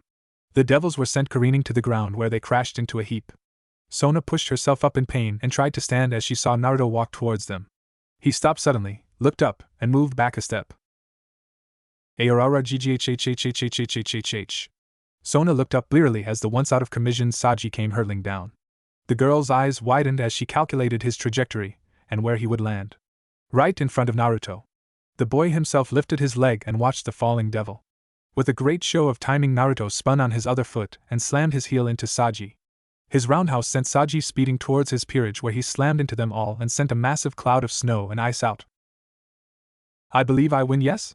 Naruto said as he turned to the flabbergasted Seraphal. Said girl shook herself from her stupor and manipulated the ice away from her sister. She was relieved to see that Sona and her friends weren't hurt too much, but this boy had outright overpowered a group of devils, and he looked like he didn't even break a sweat. How powerful was he? What the hell was that? Seraphal hissed as she pointed at the groaning devils. Naruto scratched his head in confusion, then shrugged. Roadhouse? Oh sweet Mao. Naruto sat in the student council room with a cocky grin adorning his face. Across from said boy lay the beaten down forms of the devils he recently fought. Saji pushed himself off the ground after his mutterings and looked around. When the blonde realized he was in his council room, he quickly turned to his fellow members before wincing in pain. I wouldn't move too much if I were you, Naruto said. Saji groaned aloud and wobbled around for a moment. Around him was his fellow peerage members, each one doing her best to try and stand up. You guys have been out for an hour or so. Sona finally pushed herself to her feet and stumbled to her chair. She was a bit surprised to see her sister still around, more so than if it was only Rias and her gang. Speaking of the red-haired girl, Rias was currently looking at Naruto with both awe and a bit of hunger. Sona could already tell her childhood friend wanted the white-haired boy for herself. However, after the little mock battle, Sona was unsure if Naruto could be turned into a piece by her, or Rias for that matter. The way the evil pieces worked was to allow devils to revive or transform other beings into devils and make them a part of the devil's peerage. Kings could not revive gods or divine beings, or individuals stronger than them at the time. Sona knew why Rias wanted Naruto. The cause was just, but there was no way the red-haired girl would be able to snag the boy. He was just too strong. However, Sona believed that Rias just didn't think that. The girl would need to be shown how powerful the boy was through other means perhaps. Unfortunately, it seems that I have lost our little wager, Sona said. Naruto nodded with his grin growing larger.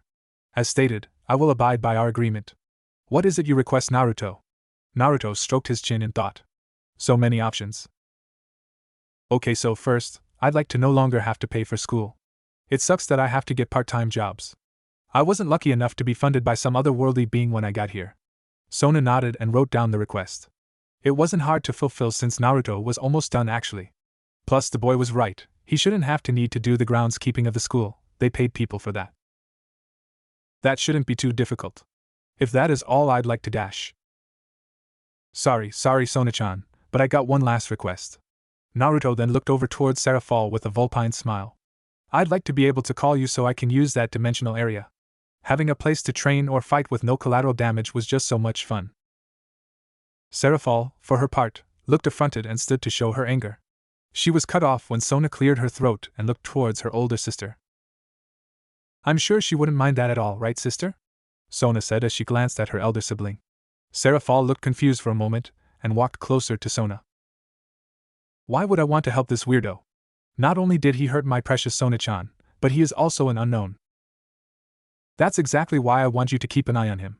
Sister, he is amazingly strong and also holds no allegiance to any faction. It'd be in our best interest to make sure he is on our side if something happens, Sona whispered back. Serafal seemed to huff before pouting and walking towards Naruto. The girl stuck out her hand and made a give me motion. What? Give me your phone, dummy. You want to be able to call me? Naruto nodded at that with his eyes closed. How true that was. There was only one problem. I don't have a phone. Everyone in the room face-palmed at that remark. Naruto looked at them confused. What? I saw no need for one. Let's just go get you a phone, Naruto, Sona said with a sigh. Ne-sama and I will accompany Naruto. The rest of you, Sona looked towards her peerage at this, rest for now. We have training to do. Yes, Kaicho! The student council yelled. With that said, Sona pushed herself up with some effort and limped towards the door. As she ushered everyone out, she gave the retreating Gremry a look. Rias caught the young girl's eyes and Sona conveyed a single thought in that moment. You're playing with fire.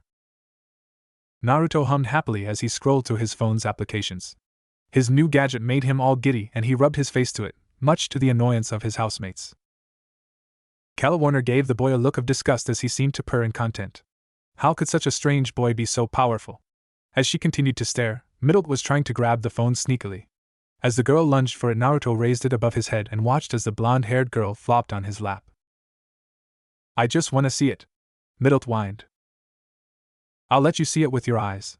What, do you crows have eyes on your hands now? Naruto pushed the girl off him and sighed as he handed her his phone. Just don't break it or you will pay for a new one.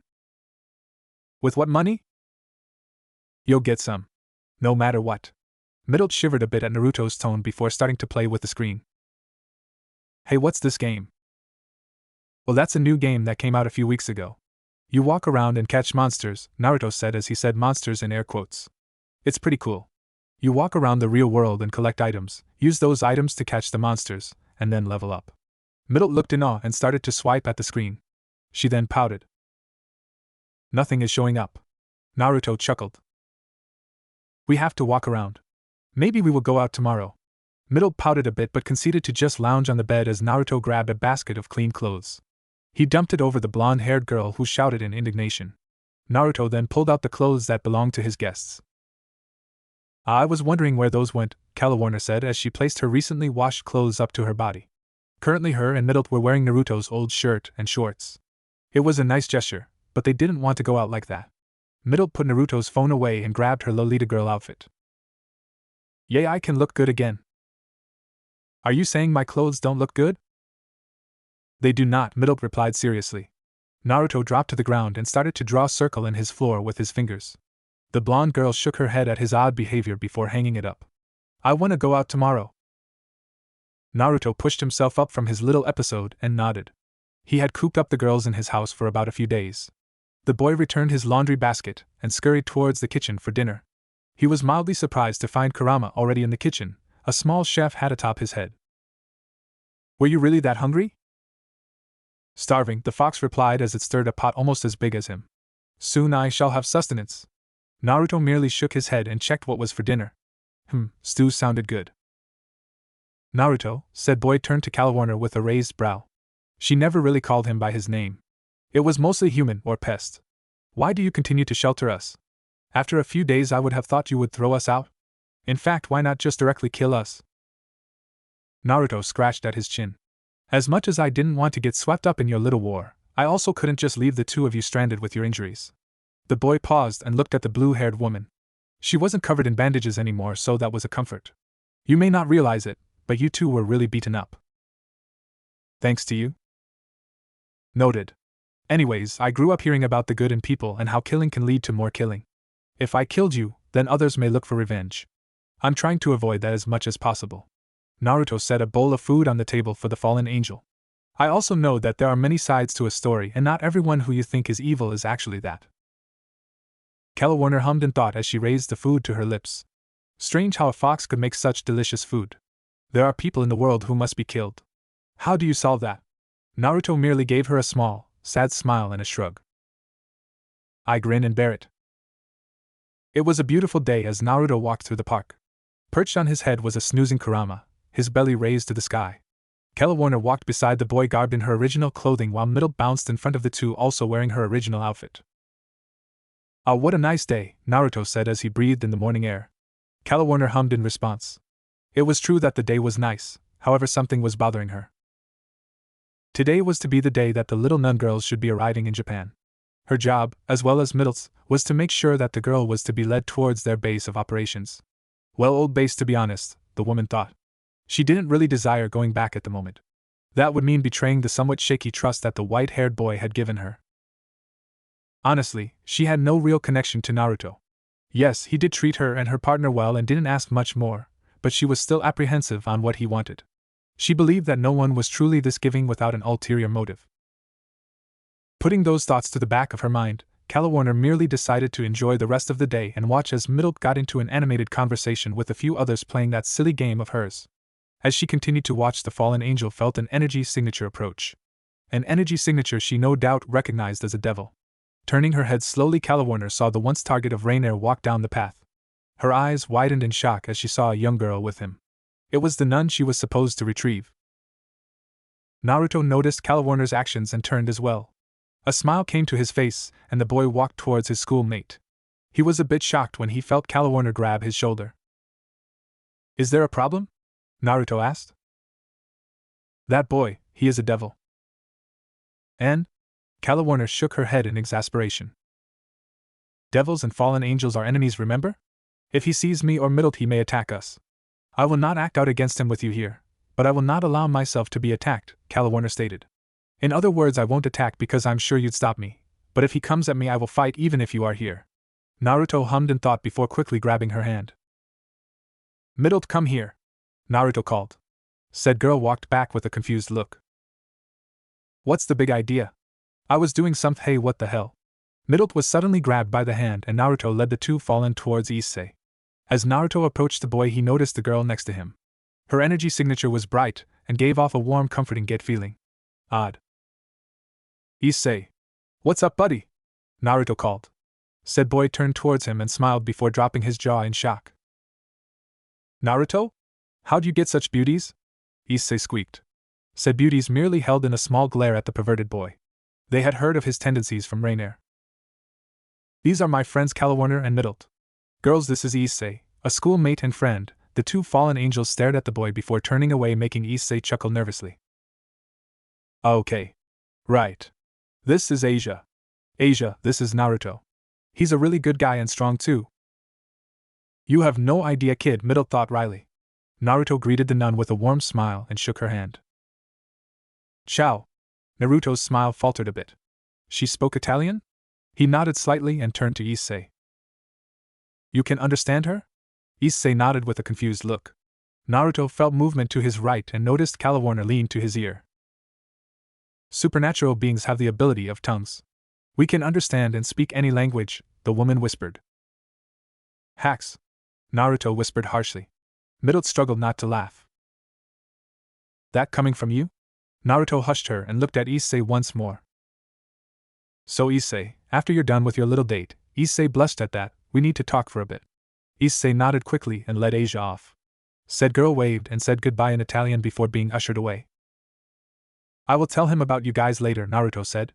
Calawarner sighed while Middle recoiled in shock. Why would you tell a devil about us?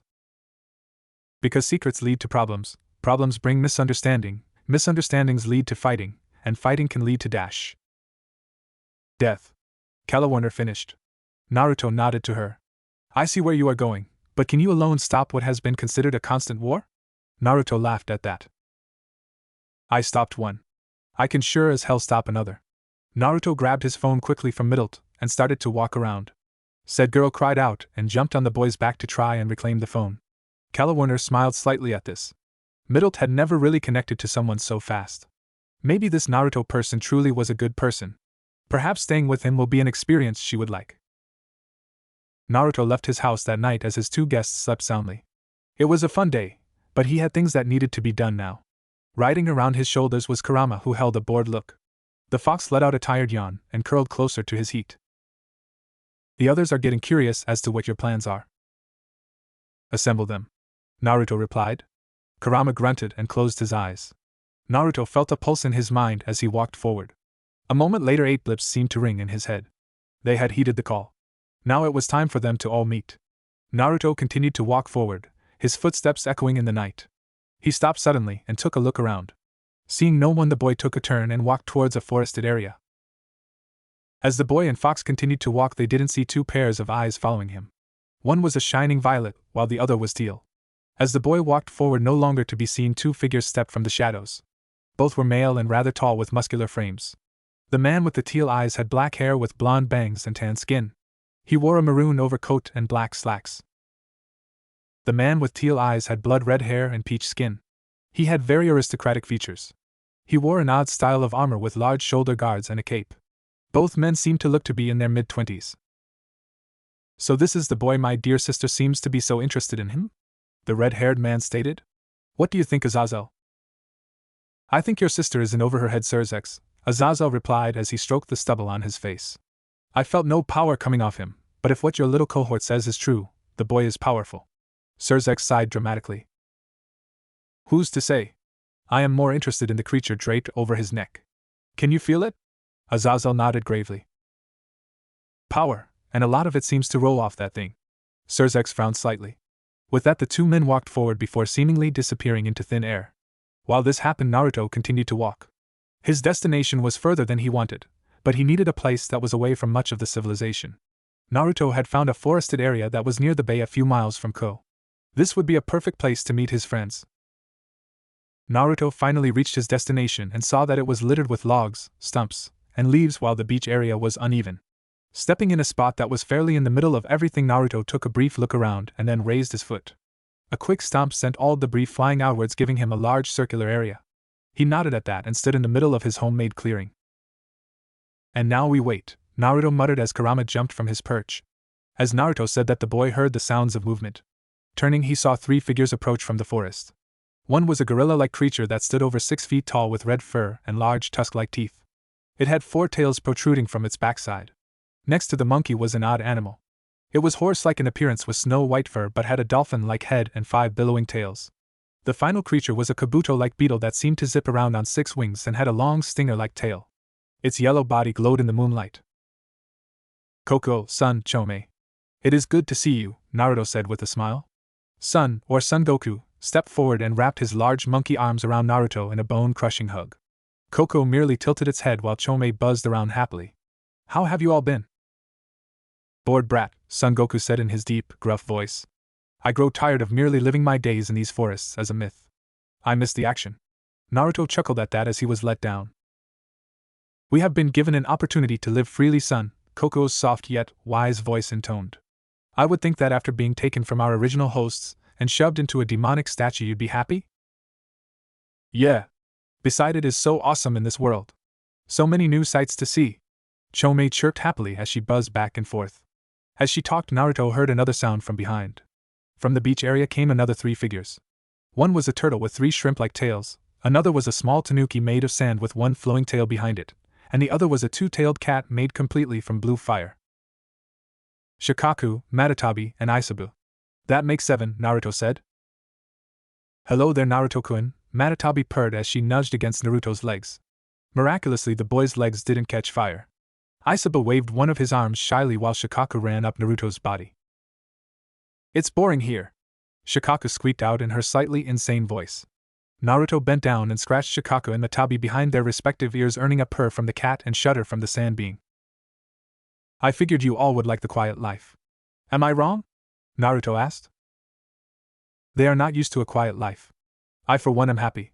I had to put up with bees' incessant rapping all the time. Naruto turned to the voice to see an ox and octopus hybrid crawling towards the group with little Saiken in tow. Bees' rapping wasn't that bad, Naruto said. Gyuki merely scoffed at his former partner's old habits. I'm happy to see you all, and I hope you have all been doing well. However, I'm calling not just for a social gathering but to talk about what is going on. Naruto gazed at each of his partners with a resigned look. Something is happening. Something big, and I don't want any of you guys to be caught up in this. We've been used as weapons before, Kurama started, and now that there may be coming conflict we may be the weapons people try to gain again. TCH. I'm no one's weapon, Son Goku roared. If these people wish to fight, then I say bring it on. It's not that simple. I don't know much of what is going on, but I do know there is what appears to be a cold war going on. I used that right, yeah? Naruto said as he finished his statement with a nervous laugh. His Bija friends shook their heads in exasperation. Anyways, I just wanted to make sure you all keep an eye out for anything. Later on I'll introduce all of you to my 2 guests. They are really nice, but a part of what is going on. Oh ho! Little Naruchan has himself some company, eh? Female company? Chome giggled. Naruto sighed and rubbed the bridge of his nose. Yes, female, but that doesn't matter. I just think it would be a good idea to meet them. For now, just keep an eye out. If something happens, I want you guys to send for help. Bah! I'm sure I can take them on, Shikaku cried out. No. I don't know the techniques here. There may be something that could immediately seal you guys. Naruto shook his head while he spoke. I will not risk you guys being in trouble. The Bija silently nodded at that. As much as the powerful chakra creatures believed in themselves, they were not so foolish anymore. One man had taken them all and stored them to use as literal batteries for the apocalypse. We will be careful, Isabu said softly. I propose a meetup every week. We will all keep watch on things that are happening and report our findings. Naruto seemed to think about the idea before nodding. It seemed like a fairly smart proposal, plus it would be good to have his own spies out in the world. Alright, I like that idea. Are we all in agreement? The boy received various nods. Then next week we will meet here around midnight. Have good night, everyone. With Naruto's dismissal, the Bija said their goodbyes and scurried off to their respective areas. The only ones left were Kurama and Shikaku. Kurama because he always stayed with his white-haired partner, and Shikaku because she was getting bored at the beaches. So I'm guessing you're going to be coming with us tonight then? Damn right. I've been bored for weeks, the Tanuki said. Well then, let's take care of our little problem before going home then. Shall we? Kurama looked to the darkness with a vulpine smile. Naruto turned as well with a bored look. He had felt the 2 presences when he had first brought the Bijou together. They had seen him talk to the tailed beasts, but they knew nothing of what they were. Hopefully. From the shadows, Surzex and Azazel walked forward. Both gave the boy cursory glance before looking at the large clearing. They had seen how this seemingly normal human had blown away the terrain with a simple stomp. Quite powerful for a human. Surzex was more curious towards the boy after hearing about him from Rias. The girl had given him a rundown of what she had seen when Naruto had his little spar with Sona's peerage. Hell, he had even heard an earful from Seraphol. The girl was fairly upset after the boy completely decimated the devils. She didn't know exactly how powerful Naruto was, but Surzex didn't really see that power from where he was standing. Azazel, on the other hand, wanted to see the boy that was currently looking after his 2 stray fallen angels. He had figured out that Rainier and her little group had gone against his orders. Unfortunately, he couldn't immediately intervene. Azazel had a vague feeling that one of his higher-ranked fallen angels was behind all this. After doing a bit of recon, the man had found out that this boy currently was taking care of 2 of his underlings. What could possibly drive a human to take care of fallen angels? Nice night for a walk, isn't it?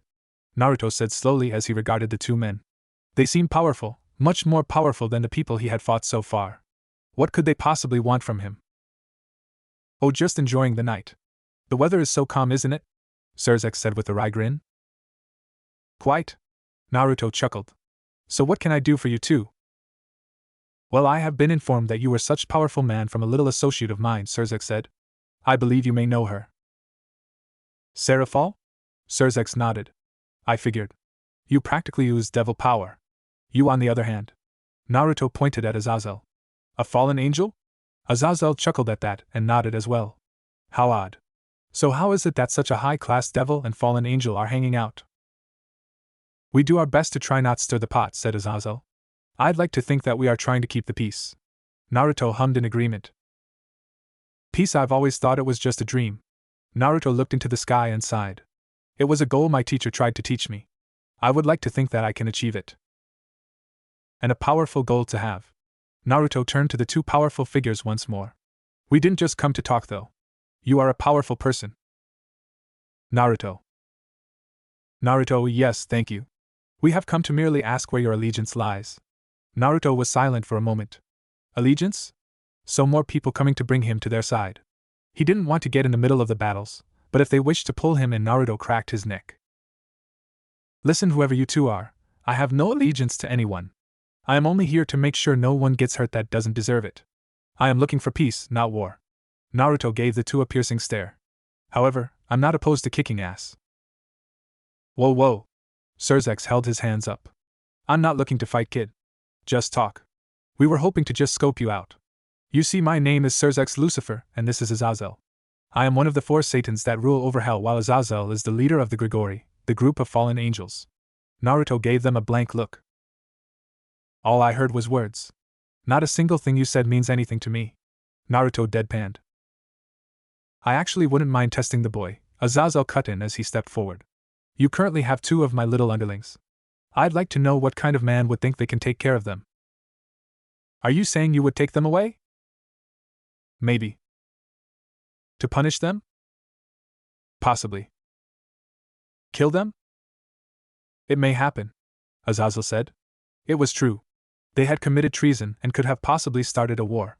Punishments needed to be doled out. Then I would rather you not take them. Azazel gave the boy a smirk. And you can stop me? Naruto nodded and looked to Shikaku and Kurama. A look of don't but in was passed towards them. Surzex stepped forward. Hey now, we aren't looking to start something crazy here. Just talk. Now Surzex, the boy says he can take us. I'm sure he can hold his own. Hey Naruto, how about a friendly little spar? Naruto stroked his chin and looked around. My spars get a bit destructive.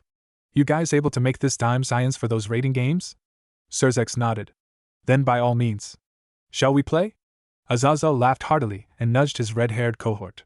Surzex sighed dramatically and raised his hand. With a snap of his fingers, the world rippled around them.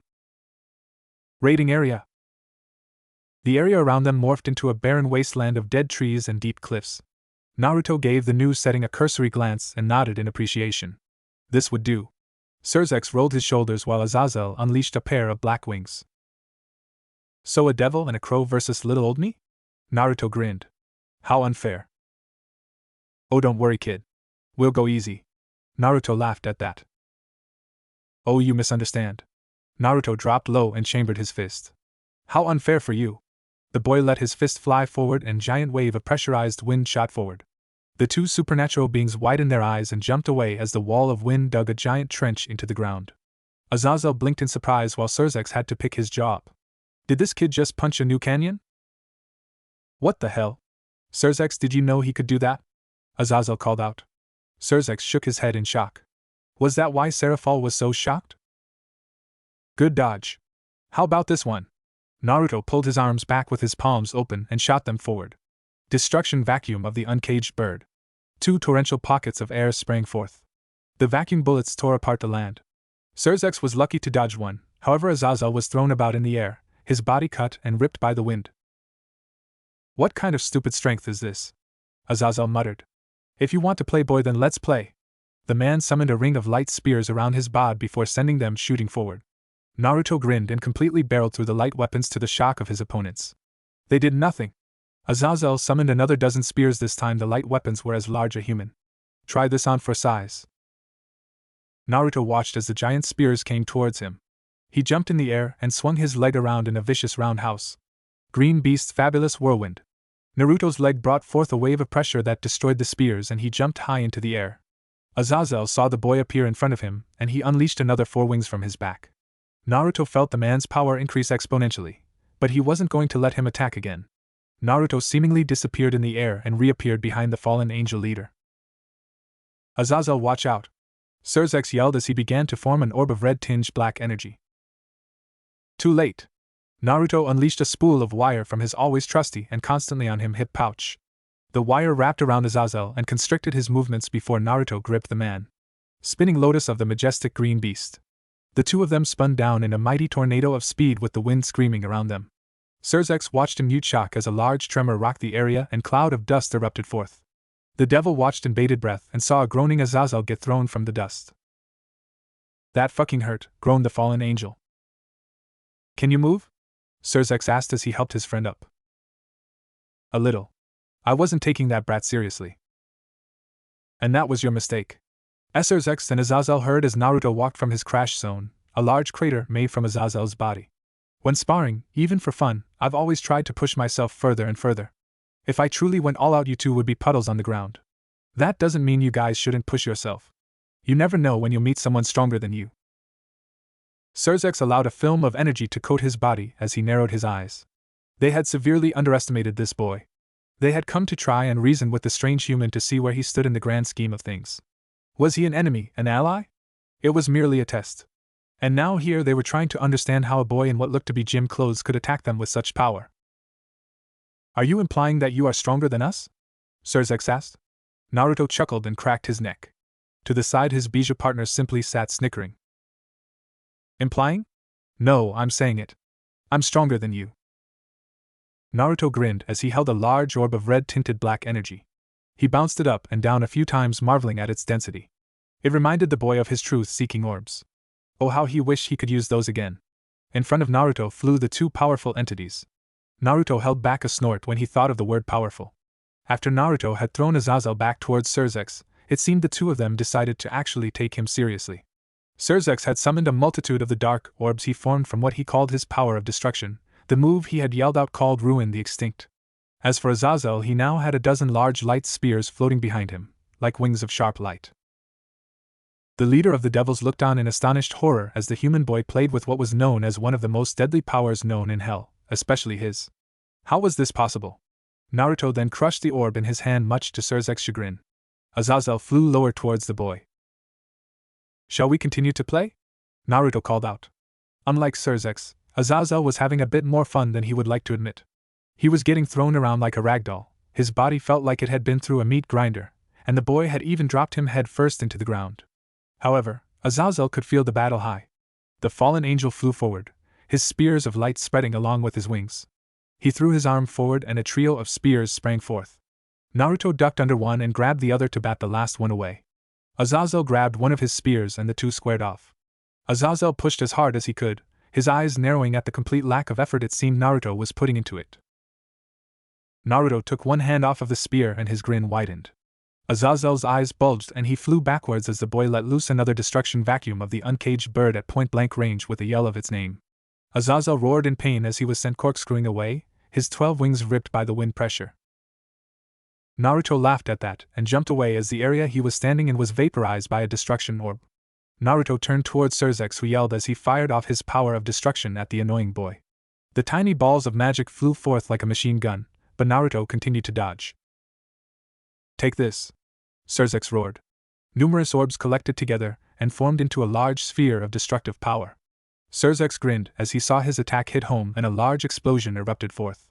The devil landed lightly next to his comrade and helped Azazel to his feet. "You think that got him?" "There is no way he dodged that," Surzex boasted. "He may be an annoying kid who names his moves like an idiot, but he is strong. So I had to stop pulling my punches and send something I know would knock him out. Azazel nodded, and the two waited for the smoke to disappear so they could retrieve the boy. They were shocked, however, when a gust of wind blew the debris away and Naruto was left standing in torn shorts and just the scraps of his shirt. A frown marred his face. The boy looked at his clothes and sighed. You know these clothes don't come free. Well, at least not yet. Oh, also, Naruto narrowed his eyes and lifted one arm up. My move names aren't dumb. But if you want serious, then I'm seriously ending this. Azazel and Surzex tensed as Naruto stood tall, one hand forward with the palm facing towards them. Be careful. He's coming. Azazel unfurled his wings and Surzex summoned another ruin, the extinct. Too late. Serious series, false god push. There was a flicker of movement that Surzex saw from Naruto, but that's when it all went to hell. A literal dome of concentrated force erupted from the white-haired boy and tore through the ground. It sped forth, and then Surzex only knew of blackness. Naruto watched as one of his more powerful moves took down his opponents, and the illusionary world shattered. He walked towards the two powerful beings as they slowly woke from their little blackout. Naruto bent down and prodded Azazel. So, have we reached the end of our little discussion? Naruto sat in his house happily eating some breakfast. Last night's events had given him some valuable knowledge on what was currently happening in the supernatural world. It was a strange place out there, and things were only going to get stranger. As Naruto contemplated on his strange night, Caliwarner stumbled out her shared room with Middlet. The young woman sat down at the table and yawned while rubbing her bleary eyes. A clatter alerted her to something set in front of her. She looked down to a plate of eggs and rice with a side of toast. She thanked Naruto quickly and started to eat her food. Naruto watched for a moment before setting another plate down in front of the empty seat. Turning away, the boy grabbed his jacket and started to head out. Where were you last night? Naruto turned to Caliwarner, who set her chopsticks down slowly. She looked up from her plate and gave the boy a stare filled with curiosity and a bit of trepidation. Caliwarner felt the light energy that seemed to have stuck to the boy when she woke up. It wasn't something you could just shower off and it would be gone immediately. What worried was the power she felt from the light. That was Azazel's power. Meeting with some, colleagues you could say, Naruto answered. Caliwarner stiffened. Was Naruto working with Azazel? Was he going to give her and Middlet up? Don't worry. You're safe, Naruto said as he noticed the girl's body language. Safe? Azazel seemed more curious than angry when he asked about you two. It was almost like he knew that there were some people who wished to revolt, said Naruto.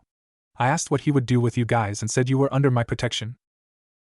Caliwarner chuckled a bit and went back to her meal. You really are too nice for your own good. I know, Naruto said over his shoulder as he closed his apartment door. He quickly locked it and headed towards school. The boy was quite pleased with himself now that he had won his little wager with Sona. After a short walk he had reached the gates and scurried inside. He would meet with the devil girl after school. Naruto felt a twitch his bag and expected Kurama's fuzzy nose to appear. He didn't think he'd see the star-shaped pupils and gold iris of Shikaku. Said Tanuki raised herself up so she could take a look around. What are you doing here? Naruto whispered. I'm bored, Shikaku responded. It's boring being at the beach all day. I'll go back later, but let me stay with you. Naruto sighed and nodded. As long as the Bijou stayed silent, she was fine to stay. Plus, if someone saw her, he'd just say she was a doll. What did he care what people thought? He could destroy mountains with a flick. The laws of nature was his bitch. As Naruto daydreamed of his physical prowess, he was unaware of the concealed presence that watched him with gold eyes. The figure dropped from its hiding area in the trees as it saw its mark step through the gates. So you're the one who is stirring things up, Naya? Naruto stood in front of Sona with Shikaku atop his head. The young devil had already given up on trying to understand the boy in front of her, so when he walked in with what seemed to be a stuffed toy, she didn't even bat an eye. So, we are here to finalize our little deal. Would you explain once more what it is you wanted? Naruto stroked his chin in a show of thinking before a large grin spread across his face. The boy strode up to the student council president and leaned forward. Well, let me go over it in fine detail. Sona's eye twitched at Naruto's elaborate display and sighed. She made a go-on motion and Naruto's smile grew. It would be amazing if I didn't have to do odd jobs to pay for school and uniforms anymore. Sona blinked at that. Your odd jobs pay for your uniforms here too? And some. Like I said, I wasn't graced with the luck of having some benefactor sponsor me, Naruto said with a scoff. I actually had to enroll and pay for it myself. It was not the funnest part of being here when I appeared. Naruto stopped and realized what he said. Sona, as well, picked up on Naruto's slip. Appeared? What do you mean appeared?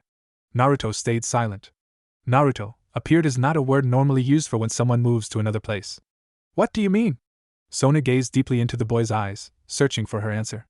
Now, Naruto may have become increasingly strong, but he was never the greatest liar. He was more of an open book than his godfather was a lecher. Sona, it isn't important. No, I would quite like to hear this. You have always been a curiosity to me, Naruto. I wouldn't mind solving the mystery that is you. Naruto frowned. This wasn't how he had imagined this meeting would go. He thought he would basically get Sona and her little devil kin to pay for his schooling. Maybe even get him a nicer apartment. He did not, however, wish to divulge how he got to this strange world. It was not such a fantastic story that he wished to relive it. Let's just continue on with our deal. Sona steepled her fingers in front of her. Her mind raced. Naruto, would you like to add something to our little bet? You give me a little bit of information on yourself, and I give you something that many believe to be one of the most precious things in the underworld. Oh, and what would that be? Naruto asked, his mind working on ways to get out of this predicament. He did not want to bring his past out into the open. I, heir to the House of Citri, will give you the full support of my family if you were to ever need it. Do you realize how valuable that is? And Naruto did. He may have been a bit daft at times, but even he knew some of the finer things of politics. This girl was pledging that her family, a family that was apparently fairly prestigious, would stand with him if he needed anything. That was something that could be of use later on. Naruto thought silently for a moment, but his musings were interrupted when Shikaku decided to voice her opinion. We should tell the she-devil, the Biju said without her usual insane tint to her words. Shikaku turned to the girl, startling Sona and making her jump. That thing talked? What is that? Sona asked. Naruto sighed. She is part of my past. Sona, if what you are offering is real, then I feel that it would be in my best interest to give you some information. Though I question if it is in your power to give what you say, Naruto said with more seriousness than Sona would have believed from him. My partner is right. I have spent time with a leader, and when he gave his allegiance, it was because he had the ability to do so. Are you able to do this, align your family with Naruto? Sona looked into the strange diamond-patterned eyes of the beast in front of her and suppressed a gulp. This creature had more power than she could possibly go against. It was in her best interest to not fib. I am the heir to the family. As heir, it is well within my rights to choose whom it is that will become my ally. I so choose for you, Naruto, to be my first ally. Naruto tilted his head in confusion at that remark. First? What about Rias? Rias's family and mine are comrades in arms, however, that does not mean that I have chosen Rias as my political ally. She and I are rivals and at some point may have to go against one another for either territory, or something else. Sona explained. The former ninja hummed. Interesting thought. I am asking for some more information on you, not only because I am curious, but you are becoming a bigger part of the story that is unfolding here. If we are to continue to work together, then I believe it would be in our best interest to better understand one another. Naruto gazed deeply into the violet gaze of the devil. It was risky, but the reward was great. With a sigh he nodded. Naruto always was one to try his luck. I will accept this little deal if you can give me a promise that you will keep it. I'll do you one better, Sona said and stood up to stand in front of the boy. She held out her hand and Naruto slowly took it. I, Sona Citri, heir to the Citri clan, hereby swear my allegiance to you, Uzumaki Naruto, if you so abide by my plea. Do you accept my terms? Naruto blinked slowly and looked down at his joined hand and back to Sona, who gave him an expectant look. Oh. I, Naruto Uzumaki, accept the terms of revealing my past to gain the Citri clan as my ally. Naruto wasn't expecting much, but he was surprised when the back of his hand started to glow blue and a strange symbol appeared. He looked down to find an intricate emblem that glowed blue before it disappeared. So. Now for your part. Naruto grumbled slightly and held back a sigh. He would rather not go through his past, but Sona did something very special for him and Naruto was a man of his word. Well, it's a long story, so if you want, you might as well get comfortable. If I may, would you be willing to walk me through your memories? You can do that? Sona nodded. As a devil, we gain power by making contracts with humans. We learned a skill from the succubus demons that allow us to look into a human's memories and find out what they desire most. Instead of finding your desire, we shall walk through your past. Naruto hummed in thought. It did save him from going through a long and boring story. Let's do it. Sona nodded and came closer. Naruto nudged Shikaku off his head and gave Sona the okay to touch him. She placed her hands gently on his temples and then Naruto felt a warm pulse followed by a cold rushing feeling. Then he only saw black. Naruto's vision exploded in light as he saw the wasteland that was a dimension he was quite familiar with. Then Naruto inhaled sharply as he remembered where he was. This was his final battle in his world. This was the fight with the primordial goddess, Kagaya Otsutsuki.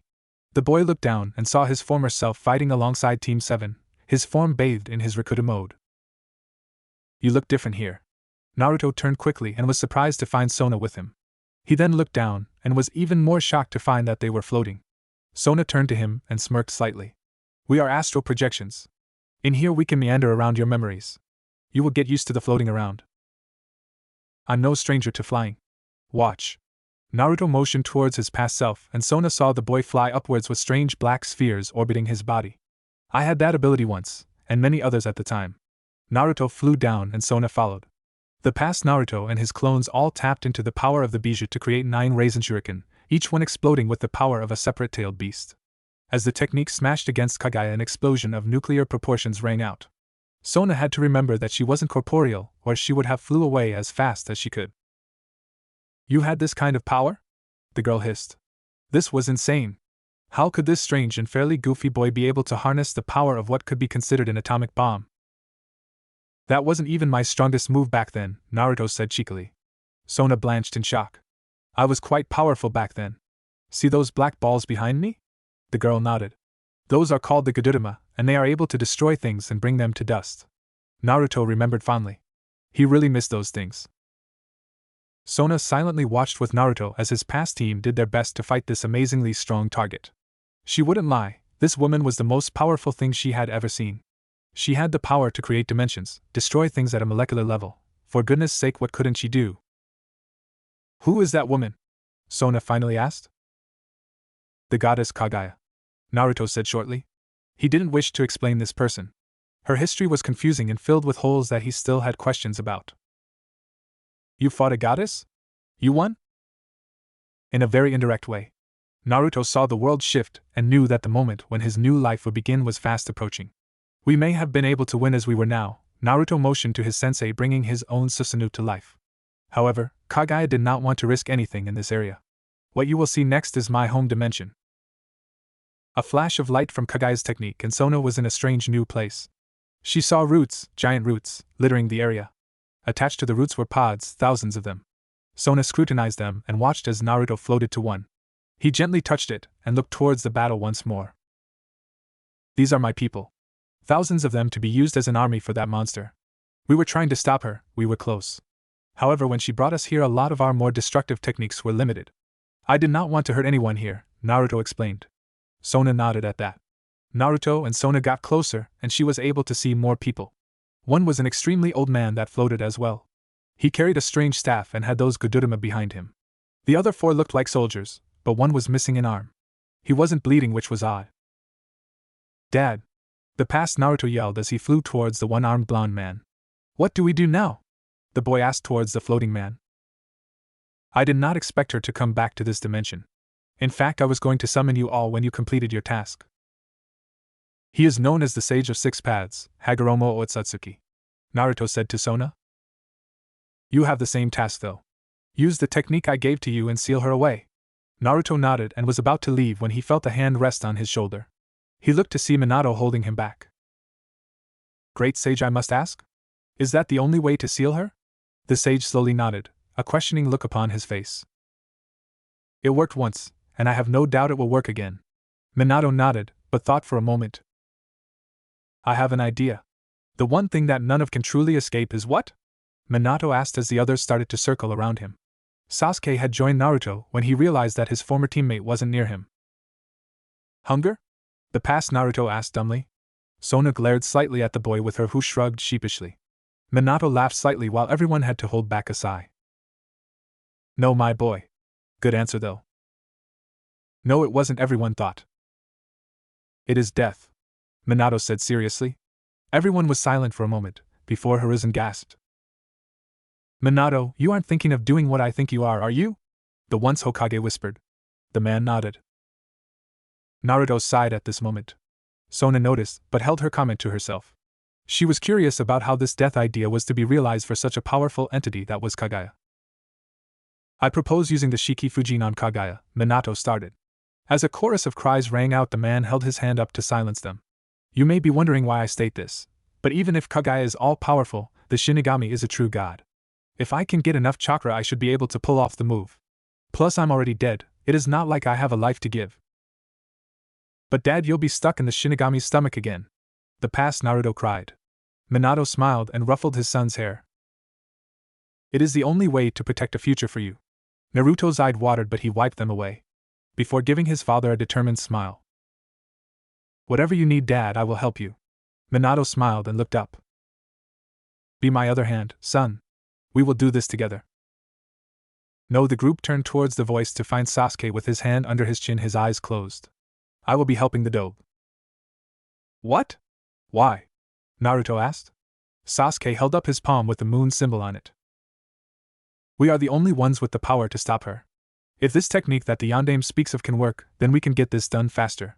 Sasuke glared upwards to see Kakashi use his Susanoo and try and fight off the goddess with his Kamui skills. She has avoided our straightforward attempts thus far. It's time we go for a more subtle approach. You think you can handle subtle dobe? Naruto bristled at Sasuke's barb. Can it, asshole? I can handle subtle just fine. Dad, how do we do this? Minato's sweat dropped a bit at his son's brashness, then chuckled. His child was always growing stronger and more unpredictable, just like his mother. Okay, well, my original plan was to move Naruto's hand with my own to make the hand seals. Sasuke can do this. Watch my hands closely. Minato went through the seals quickly and Sasuke used his Sharingan to memorize them. When you are finished, you must clap your hands together. Sasuke nodded and Naruto stood to his left. Hagoromo floated behind the boys and placed his hand on each of their backs. We will try this, but I still believe that my original idea is the correct path. I will summon the other Kages from the Pure Land. Hopefully, with all this chakra, we will be able to have the Shinigami seal my mother.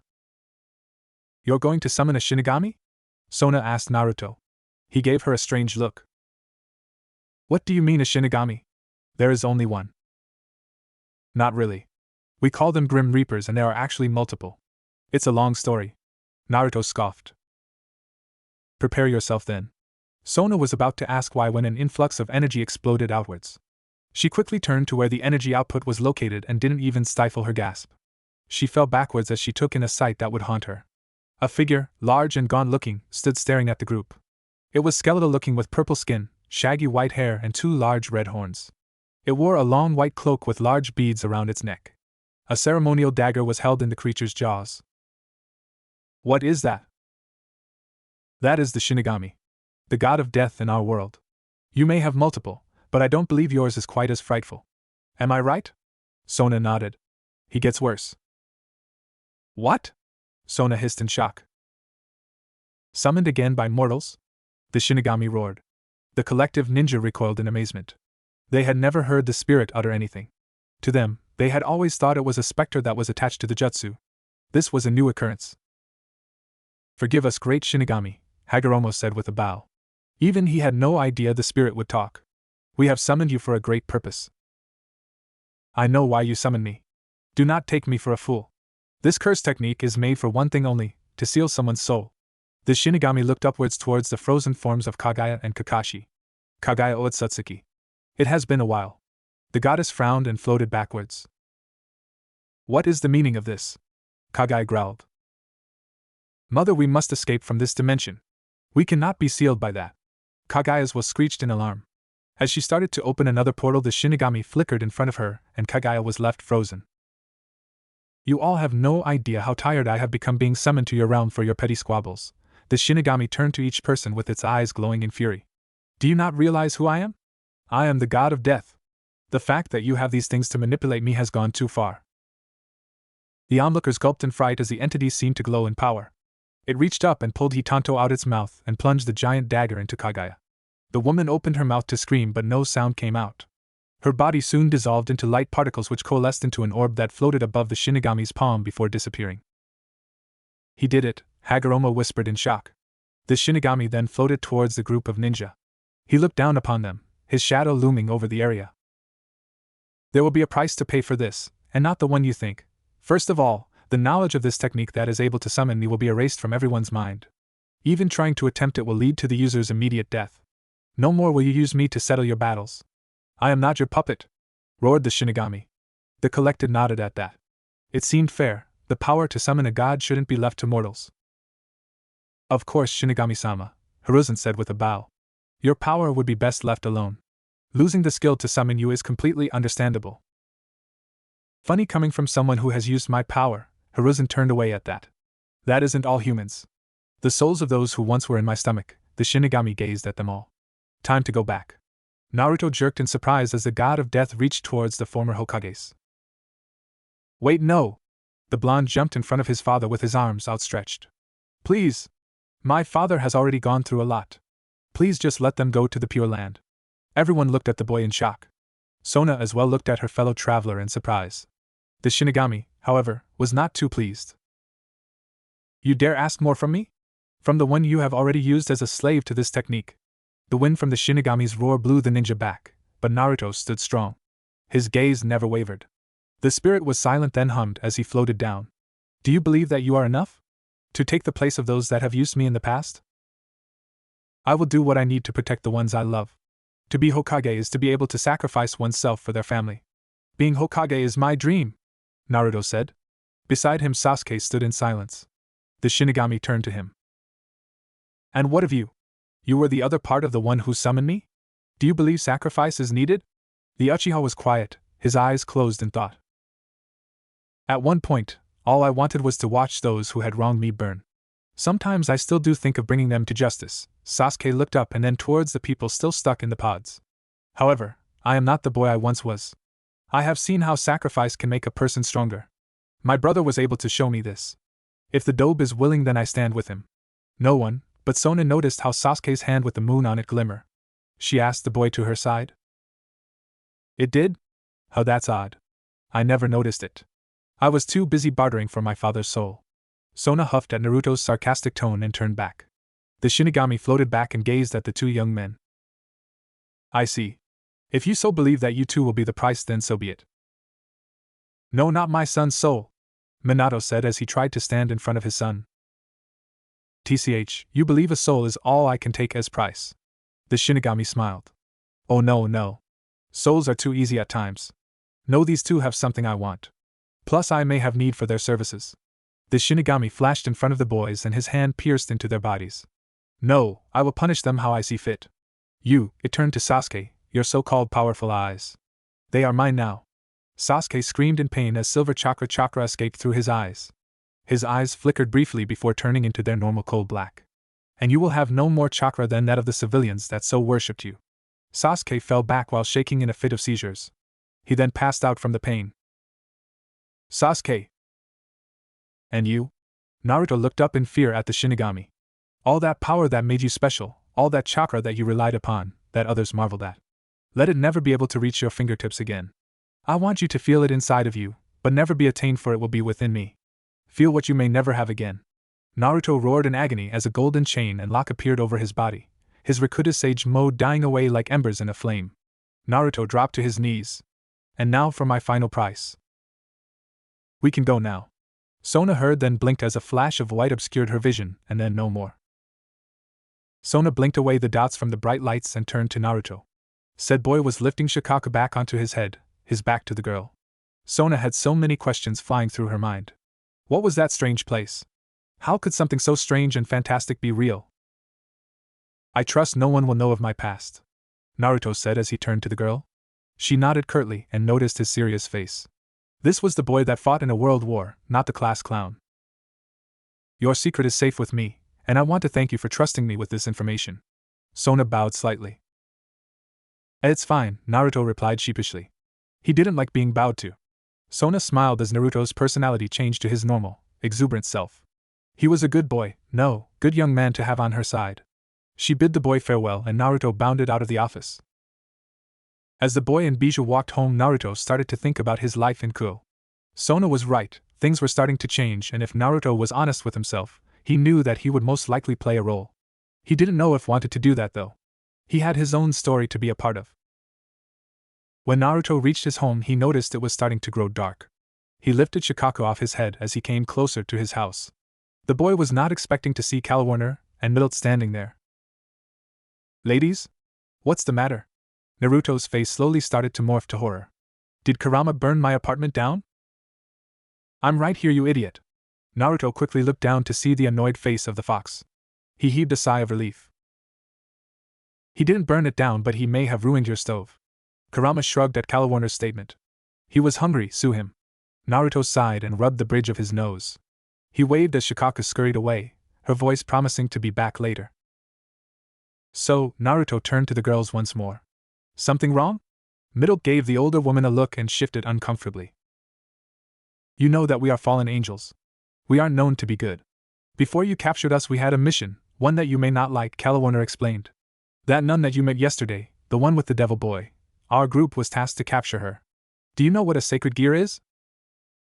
I was given a brief description of it, yes. What does this have to do with the nun?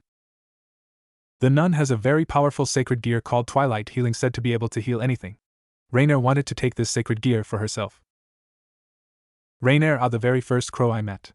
Well, she did seem off to me. Was she always like that? Naruto asked.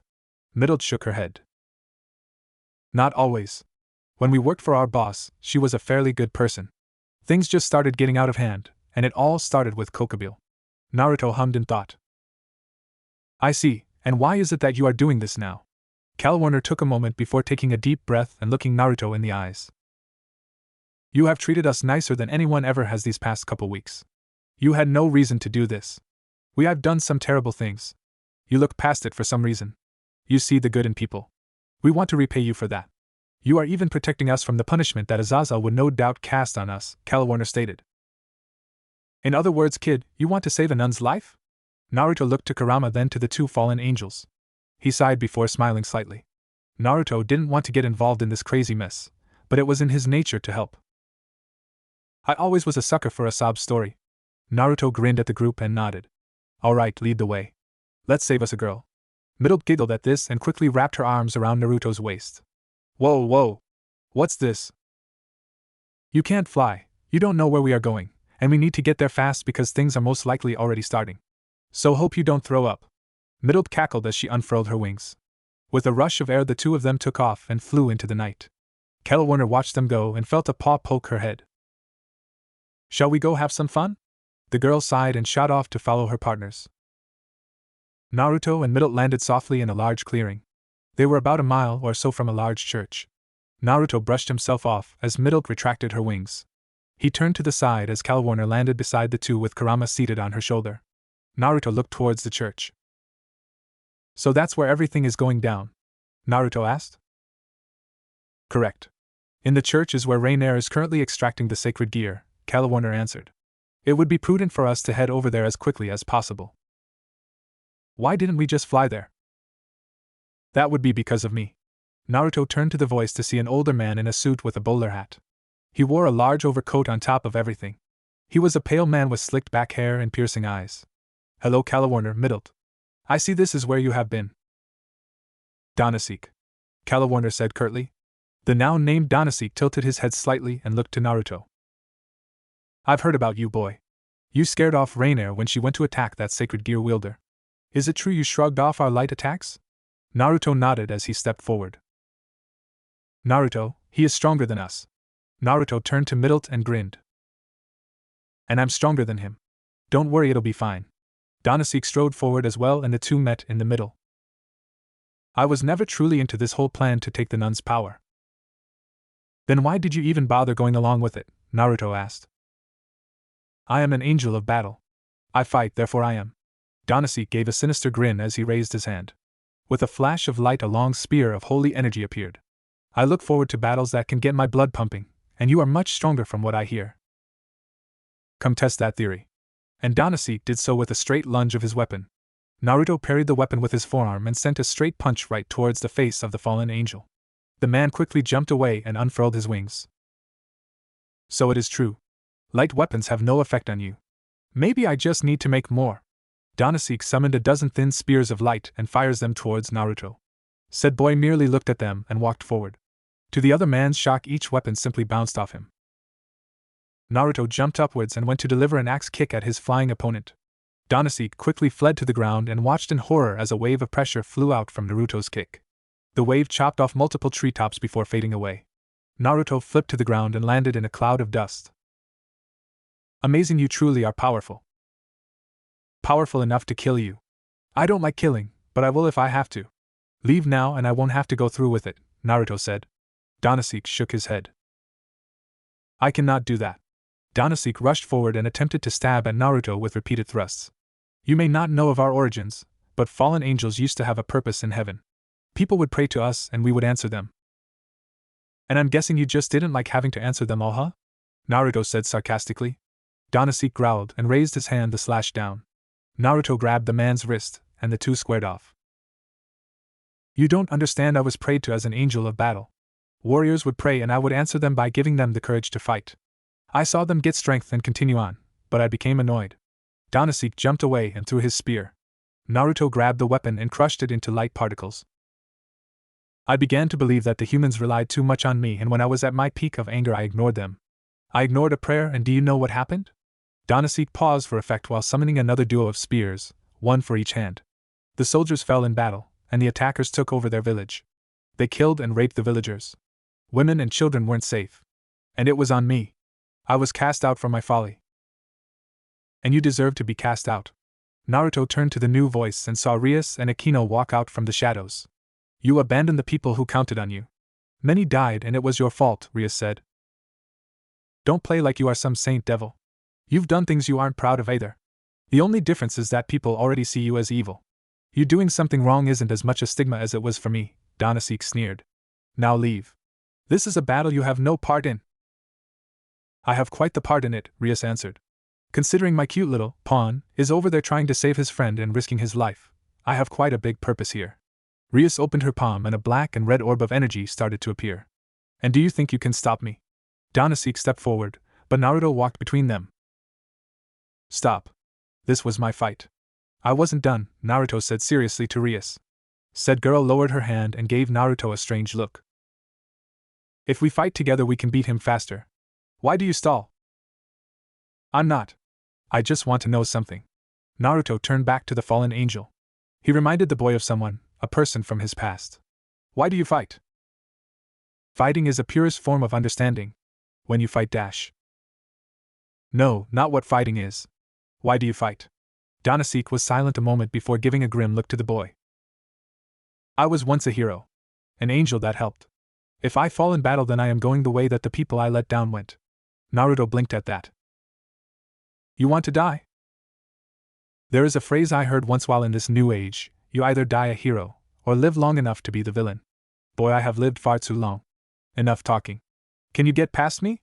Donasek enlarged his dual spears, making them pulse in light. I've never been one to back down from a fight, Naruto said.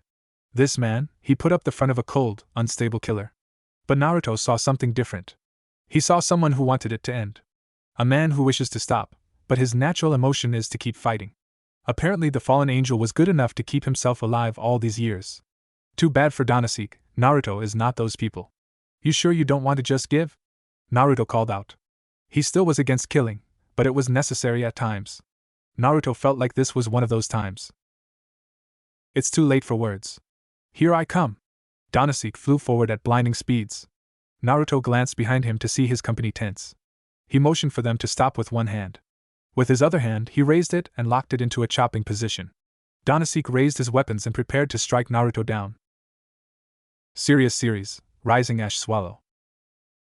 Naruto and Donasek passed one another, and Naruto slowly brought his arm back from what looked to be a slicing motion. He glanced at the still form of his opponent before looking to his comrades. Let's go. With that said, he turned and started to head to the church.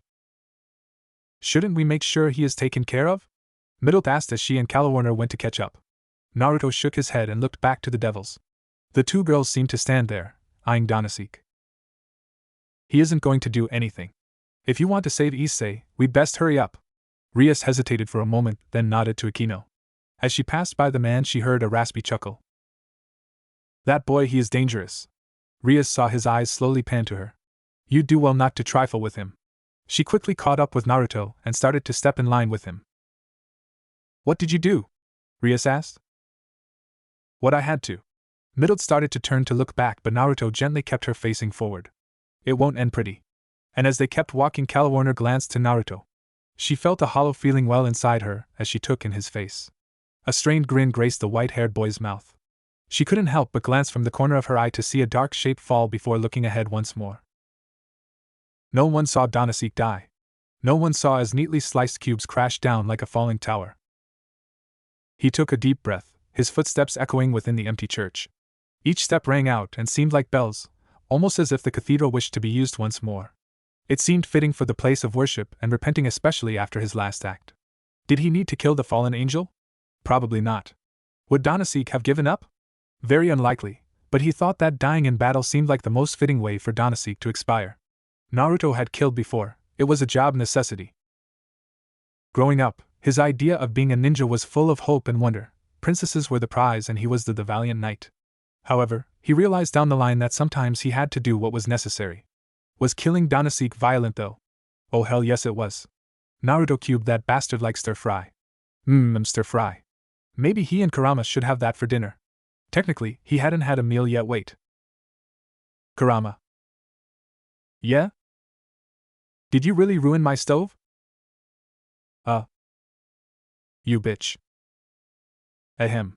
Naruto forewent his tirade over his kitchen appliance, and turned his attention to the scene in front of him. The source of said noise was Calawarner ahead. Rainier lay in a pile of rubble. The fallen's body had created a hole in the wall of the church. Her breathing was shallow, but she was most definitely still amongst the living. Her wings were bent and shredded while her clothing looked like ribbons. Naruto didn't bother holding in a whistle. The damage was extensive. The boy then turned to the cause of said fallen angel's current state. Issei's body had been through the ringer. His face was cut and bruised, blood smeared over his skin. One of the boy's eyes was starting to swell shut, and he was gasping in pain. Naruto chuckled lightly at the battle-worn warrior, though the odd draconian gauntlet Issei sported was new. Rias and Akino immediately went to their ally to check on his condition, while Naruto moved closer at a calmer pace. Not bad, Issei, not bad at all. Issei looked up quickly and dropped to his knees in apparent relief. Naruto? What are you doing here? Issei said as he stumbled forward. Naruto walked up and pulled the boy to his feet, straightening Issei's clothes and brushing him off. What am I doing here? Why, dear Issei, I'm back. Who are you looking at? Don't worry about it. Issei nodded and clutched his shoulder in pain. He had been beaten, stabbed, and thrown about, but he won. Issei had overcome Rainier and was able to come out of it alive, but at what cost though? So I see you had one hell of a fight. Issei turned towards the motionless Asia. The nun lay on the church bench, her body cold and pale. The brunette stumbled towards the blonde nun and dropped down. His eyes welled up as tears started to flow. I couldn't save her, Naruto. I wasn't strong enough to protect her, Issei sobbed. All I could do was watch as her sacred gear was taken from her. Why am I so weak? Naruto held back a frown. He turned towards the downed Rainier and walked to her. The fallen angel looked pretty beaten up and there were numerous cuts littering her body. Naruto also noticed the girl was wearing much more modest clothing compared to the last time they had met. Excuse me, senpai. The former ninja moved aside and Kaneko plucked Rainier from the rubble. The small girl pulled her prize along like a sack of garbage before depositing her in front of Rias and Akino. Akino, if you wouldn't mind? Akino nodded towards her king and summoned an orb of water. She dropped it upon the unconscious fallen angel who woke up shouting. What? Rainier sputtered and coughed. Good day to you, Rias answered with a smile. Rainier growled and spat out a stream of water in contempt. You think you have defeated me? Backup will soon arrive.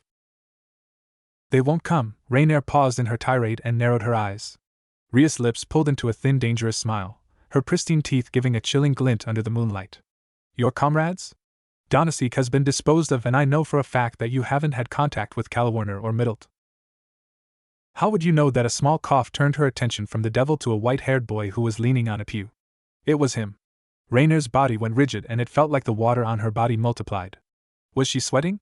The boy who she had first met, the one who took her light spear head on with not even a scratch. Why was he here? And was that? Your friends came to say hi. Calawarner gave Rainier a curt nod and Middle waved with a weary smile. Kala? Middle? Why are you with him? He spared our lives, people that tried to kill him.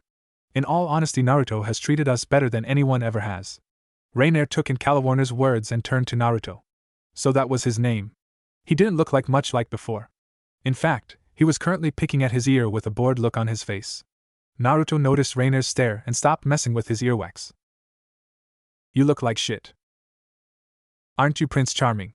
Naruto shrugged off Calawarner's comment and walked towards the injured girl.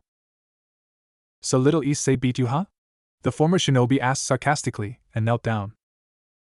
What this fallen angel failed to notice is that Issei's sacred gear is much more powerful than you could imagine. That is the boosted gear Crimson Dragon Emperor's Gauntlet, Rias explained. Rainier gasped in response. This boy has a Longinus? Yes. Rias enjoyed Rainier's confusion and shock. If Naruto wasn't a ninja, he would have missed the sadistic gleam in the redhead's eye. He shivered. Everyone here likes to punish others, either physically or mentally. And did you know, Rias continued, if he is trained correctly, then Issei here can butcher the gods with the Crimson Dragon Emperor's Gauntlet? Rainier started shiver. God damn, that's a mouthful, Naruto whispered. He then noticed an intricate tattoo on the fallen angel's cleavage. It seemed to be glowing slightly. What do we have here? How do you know all this? You are talking to Rias Gremi, Akino answered Rainier. She is the daughter from the household that holds the power of destruction. She has been given the title the Crimson-Haired Princess of Ruin. Rias preened a bit. She wasn't one to brag, but everyone enjoys a little limelight here and there. A snore brought her back to reality, and she glared at Naruto. Comments? Yeah, your title makes me laugh. Naruto saw Rias pout and huff. He chuckled and turned his attention back to the strange tattoo. So what's this shiny thing here? That would be the rune that was used to extract the nun's sacred gear. Naruto turned to Calawarner. That is where it is currently being held. Kala? Rainier hissed. The woman in question shrugged. Naruto was her caretaker, plus he would have figured it out. Yes, well, now that everything is explained, let's move on. Rias strode forward and towered over Rainier. Time for you to disappear. Naturally, I'll be taking that sacred gear. The fallen angel started to scurry backwards in fear. You don't understand, this healing power is for Lord Azazel and... Your crow boss? Rainier stopped her cries and snapped her head to the boy next to her. She nodded quickly. Azazel wants that thing? Didn't seem that way when I talked to him. Why you talk to Lord Azazel? Naruto nodded and pushed himself up. He pulled Rainier up with him, and the girl stood on shaky legs. Around him, the devils gave him a strained look while Issei sent Naruto a confused glance. After I kicked his ass. Rainier gasped and spun towards her former comrades for confirmation. They said nothing to refute his claim. Rias bit her lip at Naruto's comment. If what the boy said was true, then he had beaten down the leader of the Grigori, one of the strongest if not the strongest, fallen angel. Was he bluffing? She put that in the back of her mind, though. A prize was within her reach. Rias had come to save Issei, and have the possibility of gaining another strong sacred gear. As interesting as that is, I'm going to need you to move, Naruto. Rias pointed her palm towards Rainier, who seized up. This fallen angel has overstayed her welcome in my territory, and I do believe it's time I send her off. Naruto stepped in front of Rias' target and waved his hand. Whoa. Hold on there, Red. Don't go shooting off your magic willy-nilly. There are ways to get around this. Trust me. Naruto, move. No. Move or I'll fire. Nah. Rias started to charge a ball of black energy, making the people around her gasp. Really? Are you doing this for Issei? Naruto then pointed at Rainier's rune and raised an eyebrow. Or were you just looking for this? The devil said nothing in response. Naruto huffed and shook his head. Really? There are times when I thought I had you figured out, but at other times I feel like I'm having to completely change my outlook on you. And why isn't this the best course of action? Rias countered. She killed Asia. Why can't I kill her to avenge Issei's friend? An eye for an eye. Makes everyone blind, the war hero cut in. Revenge only brings more suffering. If you killed her, then someone would want to kill you. It is an endless cycle. Who's to say that we can't learn more about why this happened from her? Trust me, I used to be like you. I used to rush into things without thinking. It took a while to learn to think, and that cost people their lives. I watched as one of my closest friends gave their life for mine, all for the sake of one man's vengeance. Rias gazed into the boy's eyes, those deep pools of sapphire projecting a sense of melancholy that she had never seen from him. Life is about making choices and living with those consequences. I live with his death every day. Rias was silent, contemplating the boy's words, but the ball of magic in her hand did not waver. Are you ready to live with your choices? You need to move, Naruto. This is my responsibility. You have no right to get in my way. It is my dream to end the horrible cycle of revenge, and I will do anything to make this come true. I would be careful with your choices. Your actions thus far have been cute, quirky even. However, dread permeated the room. The inky black ball started to dance with red energy. However, you do not want to make an enemy out of me. Naruto frowned and stepped closer. His eyes, once warm pools of blue, locked onto Rias's, and she felt their iciness piercing into her. Each step he took was precise, small and calculated, his body close enough for Rias to feel his breath. He glanced down at the ball of energy, its pulsing power nearly kissing at his shirt. He saw the slight tremors of the girl's wrist, her hand shaking. He saw her gulp, sweat beading on her perfect skin. Press. Rias twisted her head quickly to see Issei stumble forward. I just want this to be over. Please. Her hand shook. The princess didn't know what to do. On one hand, she could listen to Naruto, and possibly find out why this all happened.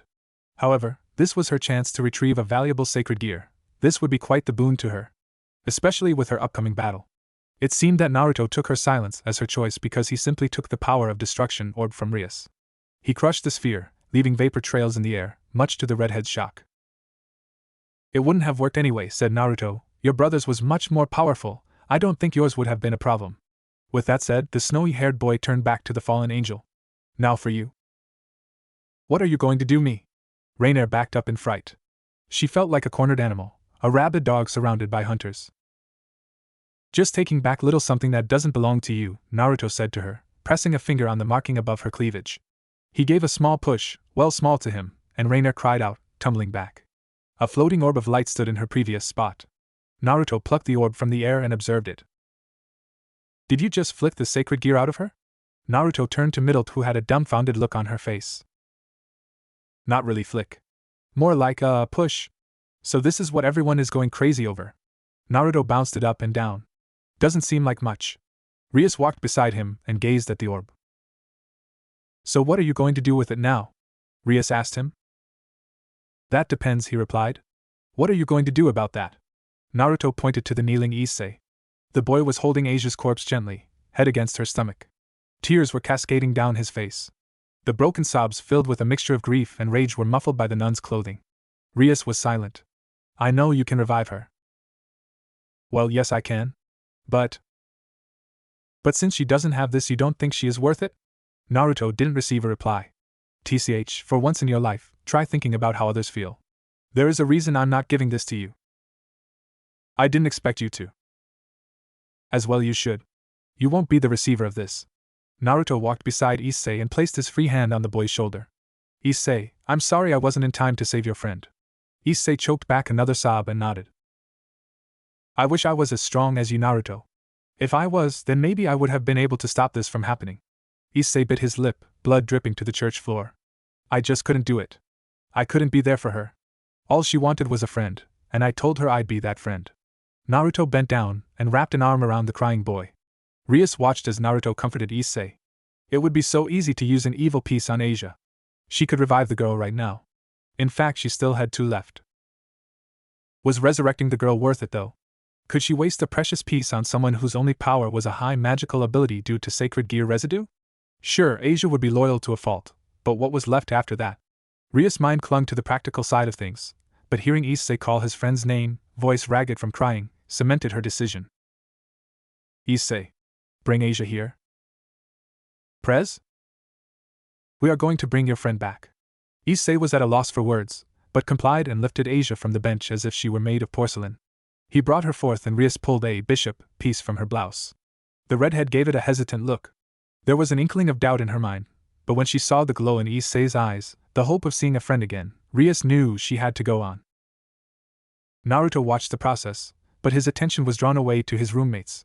They were helping their former teammate walk to him. The fallen angel looked defeated and broken as she stumbled along. With her body bruised and her once flawless skin cut and bloody, Rainier looked like she needed a week of sleep. Calawarner was holding Rainier up and Middle held Kurama in her arms. The blonde stepped closer to Naruto. Are we done here? Questioned Middle. Just about. Naruto stepped towards where Issei was embracing Asia. Both looked so happy to be able to be in each other's presence once more. Hello again, Asia. Ah, you're that boy that I met earlier. It is nice to see you, sir. Asia stumbled as she attempted to bow. Naruto and Issei caught her and helped the girl to her feet as gently as they could. Easy there. You just went through a lot, so try to take things slow. It's nice to see you too, and please just call me Naruto. Seeing as how we can understand one another, it's good to properly introduce ourselves. Asia blinked at that before gasping. I can understand you. You can understand me? Naruto nodded. But how? It's complicated, and I don't know how to explain it to you, but I just wanted to return something to you. Naruto held up the sphere that contained the sacred gear, watching Asia's face morph into one of awe. That is mine? You got it. Hold still now. There was a brief glow, and the orb sunk into Asia's chest. You be safe now. We can't keep saving you. Naruto ruffled the girl's hair and turned. Grow strong, Asia. He continued to walk forward and past the befuddled Rias. But you said you were going to keep the sacred gear. Right. Rias stuttered. I never said that, said Naruto. I said I wasn't going to give it to you. The girl stammered, pointing at Asia, then Naruto, and then pointed to herself. She pointed back to the grinning boy, who continued speaking. I wasn't going to keep it. I can't use it, and I had high hopes for you, princess. Hopes that you would do the right thing. Naruto walked past the gaping redhead, and her equally shocked peerage. You doing what you did proved me right. I like to see the good in people, and I'm glad that my optimism wasn't misplaced. So now that we've finished here, mind if we get some grub? Oh, that's right. I haven't actually eaten yet. It was at this time that Naruto's stomach growled. He pouted and looked down. Our stove is broken, Middle reminded Naruto. He froze and panned his gaze towards the sweating fox. It was an accident? You bitch. With that said, the group flew off. Rias watched Naruto scream at the fox, the two being carried by the fallen angels. She bit her lip, her emotions in turmoil. Asia was a powerful ally and would be vital to helping her achieve her goal. However, Naruto's faith in her felt unfounded. He had said that he liked to see the good in others. Was she a good person? She turned to where Issei was retelling his fight with Rainier with such vigor to Asia. The two seemed happy to be able to talk together without the threat of the nun being taken. Naruto, you truly are a strange person. A somber mood permeated the Uzumaki household. Naruto kneeled with his hands clasped in prayer. Around him stood the fallen angel trio, each with a different expression. Kelewarner was pinching the bridge of her nose, Middle tried to stifle her giggles, and Rainier kept looking back and forth between her former comrades and the boy. When she was dragged off, Rainier expected to be sat down and interrogated. She was not expecting to attend a funeral for a kitchen appliance. Is he going to be all right? He'll survive. Kelewarner stopped massaging herself and turned. So Rainier, you're quite lucky to be alive. Rainier turned to the blue-haired girl and frowned. It was true. The Devil Princess was about to vaporize her with her magic. After hearing about Ria's family, the fallen angel knew exactly what the power of destruction was capable of. She wasn't strong enough to fight off that kind of attack. Rainier had heard stories about what the Lucifer was able to do with his power. Why did he save me? You knew of my plan, he did as well, so why did he think it was a good idea to let me live? Because I want answers. Naruto pushed himself up and lifted the destroyed oven off the floor. He walked out of his kitchen and started to crush it down. In a moment, the once large appliance was now a compact ball of steel and wire. Naruto tossed it up and down, then spun back towards his company. I could have crushed you as easily as I did this. I didn't because, like I told Rias, I like to see the good in people. Not all people who do wrong things are evil. Hell, I was able to become friends with the guy who was going to crush my village. Naruto stopped his bouncing and stroked his chin in thought. Actually, he is one of my best friends. I miss that red-haired bastard. The fallen angels gazed at each other. This boy was so confusing. Naruto tossed the metal ball at Rainier, who grunted at the weight. How was he able to just toss this around? A compacted oven shouldn't be bounced like a basketball. Seeing as how I can befriend a rampaging demon, I don't think anything here is much of a challenge. Naruto took a seat at the table and glared at the snoozing fox upon it. The least the fox could do was provide a flame he could cook on, but no. The asshole Biju decided to nap. So, mind telling me more about this Kokubyo character? What Naruto said could have come off as a question, but his tone really sounded more like an order. It was odd for the girls, especially the ones who lived with him, to hear him talk like that. Rainier looked uncomfortable with all eyes now on her, and she shuffled back and forth. Naruto continued to gaze at his guest. He didn't mean to make her feel uneasy, but the fact of the matter was that she murdered a girl in cold blood. Asia may be alive now, however, who's to say that this Kokobile doesn't have other targets? Naruto had decided that he would no longer sit on the side while good people were injured, or worse, perished. I really don't have all the time in the world, Naruto said. His words snapped Rainier from her thoughts, and she gulped. I was tasked by Lord Azazel to watch over the Hayato boy. He told me that Issei's sacred gear could possibly pose a problem if it awakened, and his body wasn't ready for it. While I was preparing for my first watch, Kokobile came to confront me, Rainier explained. She was doing her best to stay composed under Naruto's unwavering gaze. She could feel his eyes on her, judging every word spoken from her lips. And what was it that he wanted? He wanted me to kill the boy. Kokobile believed that by killing Issei, he would be able to cause tension within our group. He didn't like how Lord Azazel wanted to keep the peace amongst the three factions. Killing Issei would not only undermine Azazel's orders, but also show that Kokobile held more power than was thought. Naruto stroked his chin as he listened. It sounded like a classic power play. It wasn't uncommon where he was from. During the war, he had to learn a lot about politics, and this sort of backhanded subterfuge was used quite a lot. But why you? All eyes turned to Middle, who blushed. I mean, why did he ask you specifically? He could have asked another fallen angel. Hell, he could have done it himself. True, but think about it like this, Naruto cut in. If a low-ranking servant goes against orders, then it would be easier to punish them than a higher-ranking officer. In other words, he turned towards Rainier, pity written across his face. You were doomed the moment the bastard walked up to you. Rainier gaped and her throat dried up. Was this true? Had her efforts been for naught? The more the girl thought about it, the clearer the conclusion came to be. If Rainier had failed at killing Issei, she would no doubt have tried to escape the failed site of the killing. This would have led her to be questioned by Azazel. She could have easily given up Kokobile's name, but would he honestly believe her over his second in command? That was a big fat no. As for completing her mission, she had technically killed her target. However, Issei would still have been resurrected and this whole scenario would have played out the same. The only main difference would be if Naruto was not there, she would be a scorched mark on the ground. Rainier felt a bead of sweat drip down her face and a shiver go down her back. No matter what, she was screwed. Naruto gave the girl a small pat on the shoulder. He wasn't very good at giving emotional support, especially to girls. Sakura never did like his pep talks, but what he was good at was showing how much he cared, and he hoped Rainier could see that. He gave her a smile and she returned it, albeit small and strained. He didn't see the strong and sensual girl he had first met. In her place was a girl who had lost her purpose.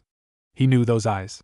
He had seen them every day at one point, soulless blue orbs reflected in a stained mirror. There was a time when he too was broken. Naruto had to stifle a chuckle. He had a knack for helping those like him, those who were left broken by the world.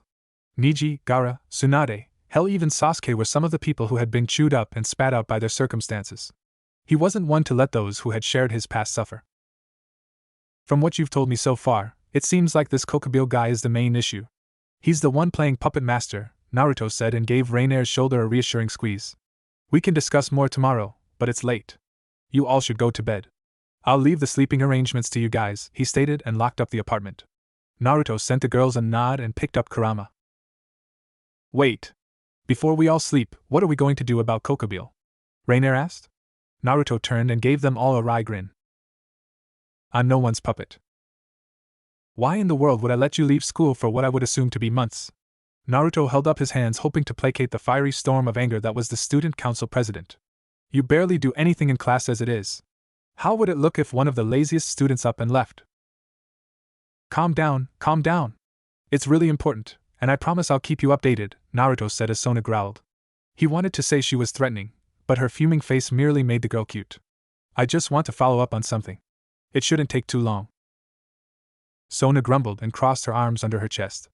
Her cheeks puffed out, and she narrowed her violet eyes. She peered at Naruto and sucked at her teeth. Sona didn't like the idea of him just gallivanting around. Not only did they just form a bond, but she was hoping to have been able to learn more about him. What was so important that he had to rush away for such a long time? Sona, there are things out there that we don't know about. It may not be my place to put my nose into it, but I've never been too good at minding my own business. Naruto scratched his cheek and grinned. In my personal opinion, if I see something wrong and I can fix it, then I'm doing what I can. Sona stifled a groan. He was such a bleeding heart, but she couldn't help but admire that quality. Naruto was the type of person who would give his right arm for his beliefs. A smile tugged at her lips. She could get used to having Naruto around a lot more. Sadly, Sona knew she had to let him go. Will you keep me updated on what you are up to? It's a promise. Naruto caught Sona's phone after she tossed it towards him. He smiled and punched in his number, then quickly took a picture of himself. After his selfie, he lobbed it back, much to the girl's chagrin. Why did you feel the need to take a picture of yourself? That way you can see my beautiful face when we text? Sona was silent for a moment, then looked down. I'm deleting it. Wait. Come on. Naruto saw the small smirk from the girl and couldn't help his smile. Looks like she wasn't serious all the time. I'll call you when I can. For now, I'm gonna let the other devils know that I won't be around to pull them out of whatever stupidity they get themselves in. See ya, Sona. Naruto waved his goodbye and headed towards the old school building where Rias's group resided. It was a nice afternoon, and most of the students had already left home. This gave him the opportunity to relax and take in the peace of the school. Cool was a very nice town, and the academy was beautiful. No wonder why it cost an arm and a leg to get in here. Well, it used to cost that for him. Not anymore. Now my tuition is Sona's problem, Naruto thought. A large grin spread across his face. He couldn't help it since he didn't have to work for tuition now. That's what happens when you make a deal with the devil and then kick their ass. 10 minutes of walking later, and Naruto found himself in front of the Occult Research Club. He still didn't understand why their club had to be so far away. If Sona could do her business at the main academy, why couldn't Rias? He shrugged and gave the door a few hard knocks. Hey Rias! You in there? There was some shuffling from the other side, but no answer. Naruto hummed and knocked again. Rias? Anyone there? He heard footsteps, but again no one answered his call.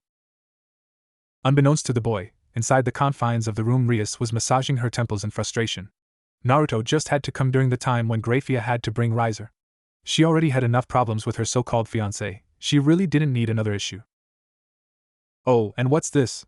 Rias turned towards the cocky devil and had to resist the urge to punch Riser in his face. He was disgusting, prancing into her club room and fondling his peerage like it was nothing. It seems you have a guest, dear wife. I didn't realize you were so popular. He is a classmate, Riser. I would rather he not get involved in this, Rias replied. A good idea. My time is much too precious to be wasted with a lowly human. Oh, how she hated the way Riser sneered while saying that. If we could continue our business then. Another knock interrupted Riser and he scowled. If he does not leave, I will burn him alive. No. Leave him out of this, Rias countered. This is between us. The Phoenix Heir's scowl morphed into a disturbed grin, and he rose from his chair. He walked towards Rias and cupped her cheek with his hand. A twisted gleam crossed his eyes. It was sickening. You are so true. It is between you and me. As Riser said this, he raised his other hand towards Rias's, his fingers curling. He was stopped cold when a draconian gauntlet grasped his wrist and squeezed it. Riser turned and gazed into fierce brown eyes. Get your hands off of Press, Issei hissed. Riser gave the boy a bored look and the room started to heat up. The two young men didn't waver their gaze, even the temperature of the room became uncomfortable. Around them, voices rose, but they didn't care. Issei just wanted to punch that smug grin off of the other boy's face. Lord Phoenix.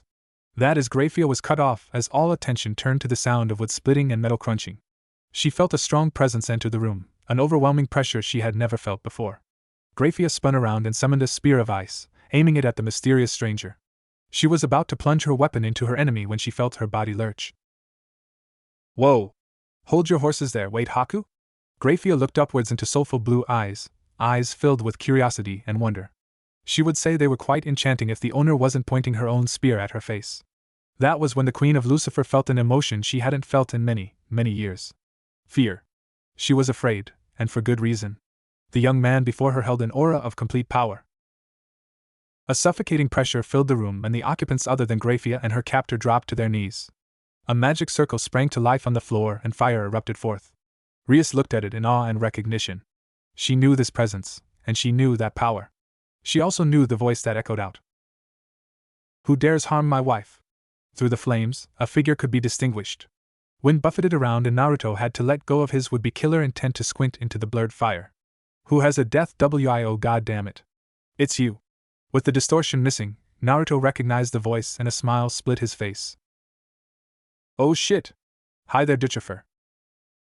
Surzek stepped from his personal summoning circle and groaned. He had felt his wife's distress and had immediately rushed to her aid. He never would have imagined that it was Naruto that was the cause Graphia's turmoil. He took a look around the room and saw the Phoenix boy along with his peerage were there. So he is meeting for the engagement. Ugh, what a disgusting boy, Surzek thought. He cast that thought to the side and walked towards Naruto. What are you doing here, Naruto?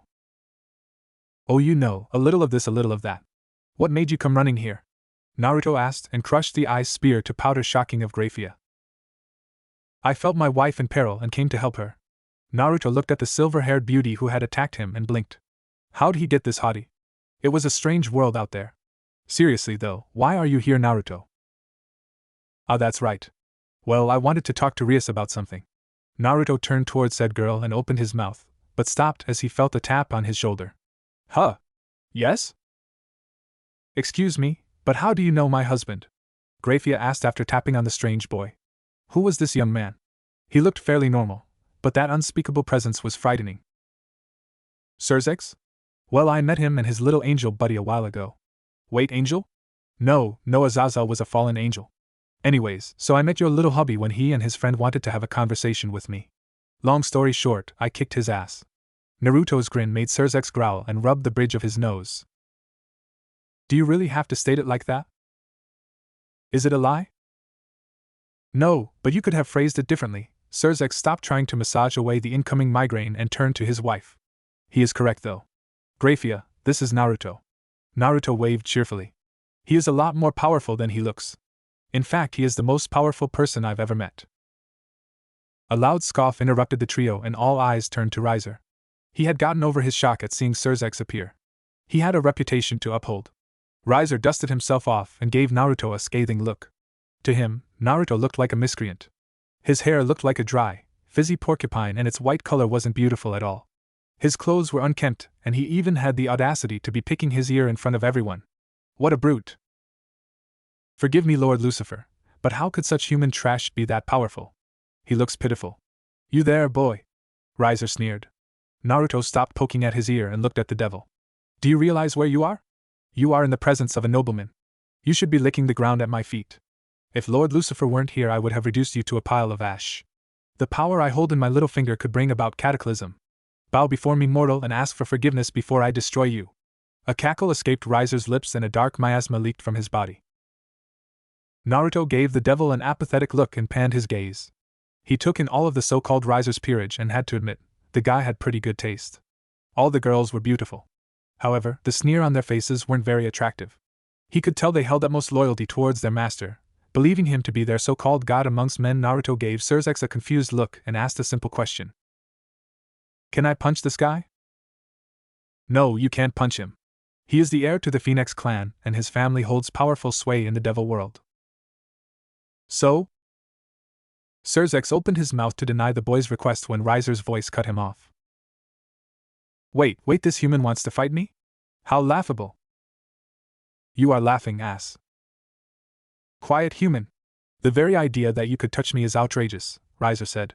The onlookers gave Naruto and Riser a wide berth as they spoke, one side believing wholeheartedly in their king, and the other just being plain confused. Naruto stepped close to Riser, their noses tip to tip. Surzek's rating area? Are you really going to do this, Naruto? I will punch you. Rating area. Surzek quickly summoned a magic circle and a flash of light blinded them all. When Naruto could finally see once more, a wasteland greeted him. It was the same place Naruto had beaten Azazel and Surzek before. He had good memories here. Riser looked around and hummed. How curious, that Lucifer would listen to a human. He was more disgusted than curious. Did this human have some sway over devils? Laughable. Irregardless, he would put him in his place. To the side, Rias had moved her peerage away from the battle zone. She didn't know how truly strong Naruto was, but she knew that Riser could be destructive. She had seen the videos of his raiding games. He rarely fought, but when he did, his power was frightening. Would Naruto be able to handle it? Yubelina smirked. This whole thing was going to be a massacre. What was Lord Lucifer thinking? To allow a human within a meeting between devils was already a farce, but to let one fight a high-class devil was on a whole other level. Her master would make short work of this cocky-sounding bug. She only hoped they would clean up the human's remains after this. Whenever you're ready, Duchifer, start the match, Naruto said while rolling his shoulder. He couldn't wait to wipe that smug grin off his opponent's face. Putting assholes in their place had become almost a job for him. Stop calling me that. No. Stupid boy. Master Phoenix, you really don't have to do this. Surzex called over to Riser. Riser replied with a loud guffaw and held his arms out wide, his body wide open for any attack. His stance was lazy and he barely had his eyes open. Riser felt no threat from the boy in front of him. Lord Lucifer, I would be honored to turn this pitiful human into a pile of burnt blood and ash. Start it when you wish. With that said, Surzex waved his arm downwards, a universal sign to start. Now come, puny human. Either sacred gear, or magical power, you won't come close to hitting me. In fact, you won't even come close to dash. Swish. Boom. All eyes except for Naruto's and Surzex widened in shock. Riser's own face held both shock and budding pain. It was for good reason as well. The devil's eye shot to his arm, or where his left arm used to be. Instead of his appendage, he was gazing at an explosion of blood and flame. His eyes tracked the source to Naruto, the boy's fist extended. A scream bubbled in his throat, tears of pain escaping. After what seemed like an eternity of time slowing down, everything seemed to move normally and chaos erupted. Grag high. Riser screamed in a mixture of pain and surprise. His peerage made to move, but Surzex held his arm up. He gave them a look that promised punishment if they interfered. Riser held his stump and gazed at Naruto, his eyes bleeding hate. What sorcery is this? He growled and used his family's regeneration to form another arm once more, the appendage coalescing in a spiral of gore and fire. I could say the same thing, Naruto said as he gave the new arm a once-over. I didn't want to blow off your arm, but I guess you're really squishy. Lucky for us you could regenerate another one. How'd you do that? Was it sorcery like you so accused me of? Riser roared in fury and sent a blast of flames towards Naruto. The wave of fire engulfed the boy and screams ensued. While Riser's peerage screamed in happiness, Rias's yelled in horror. When the flames died down, all was silent. Naruto stood above the charred ground, his pants were now burnt shorts and his torso sans a shirt. He looked fairly pissed as well. He cracked his knuckles and let his eyebrow twitch. Why did people like to destroy his clothes? Lucky he had kept his pants, well, shorts now. I hope you can regenerate your ass, 'cause I'm gonna be kicking it all the way to where you come from. Naruto raised his fist and narrowed his eyes. In other words, I'm kicking your ass to hell. Lucky shot, human, Riser spat. But it won't happen again. You can't hurt me. I'm immortal.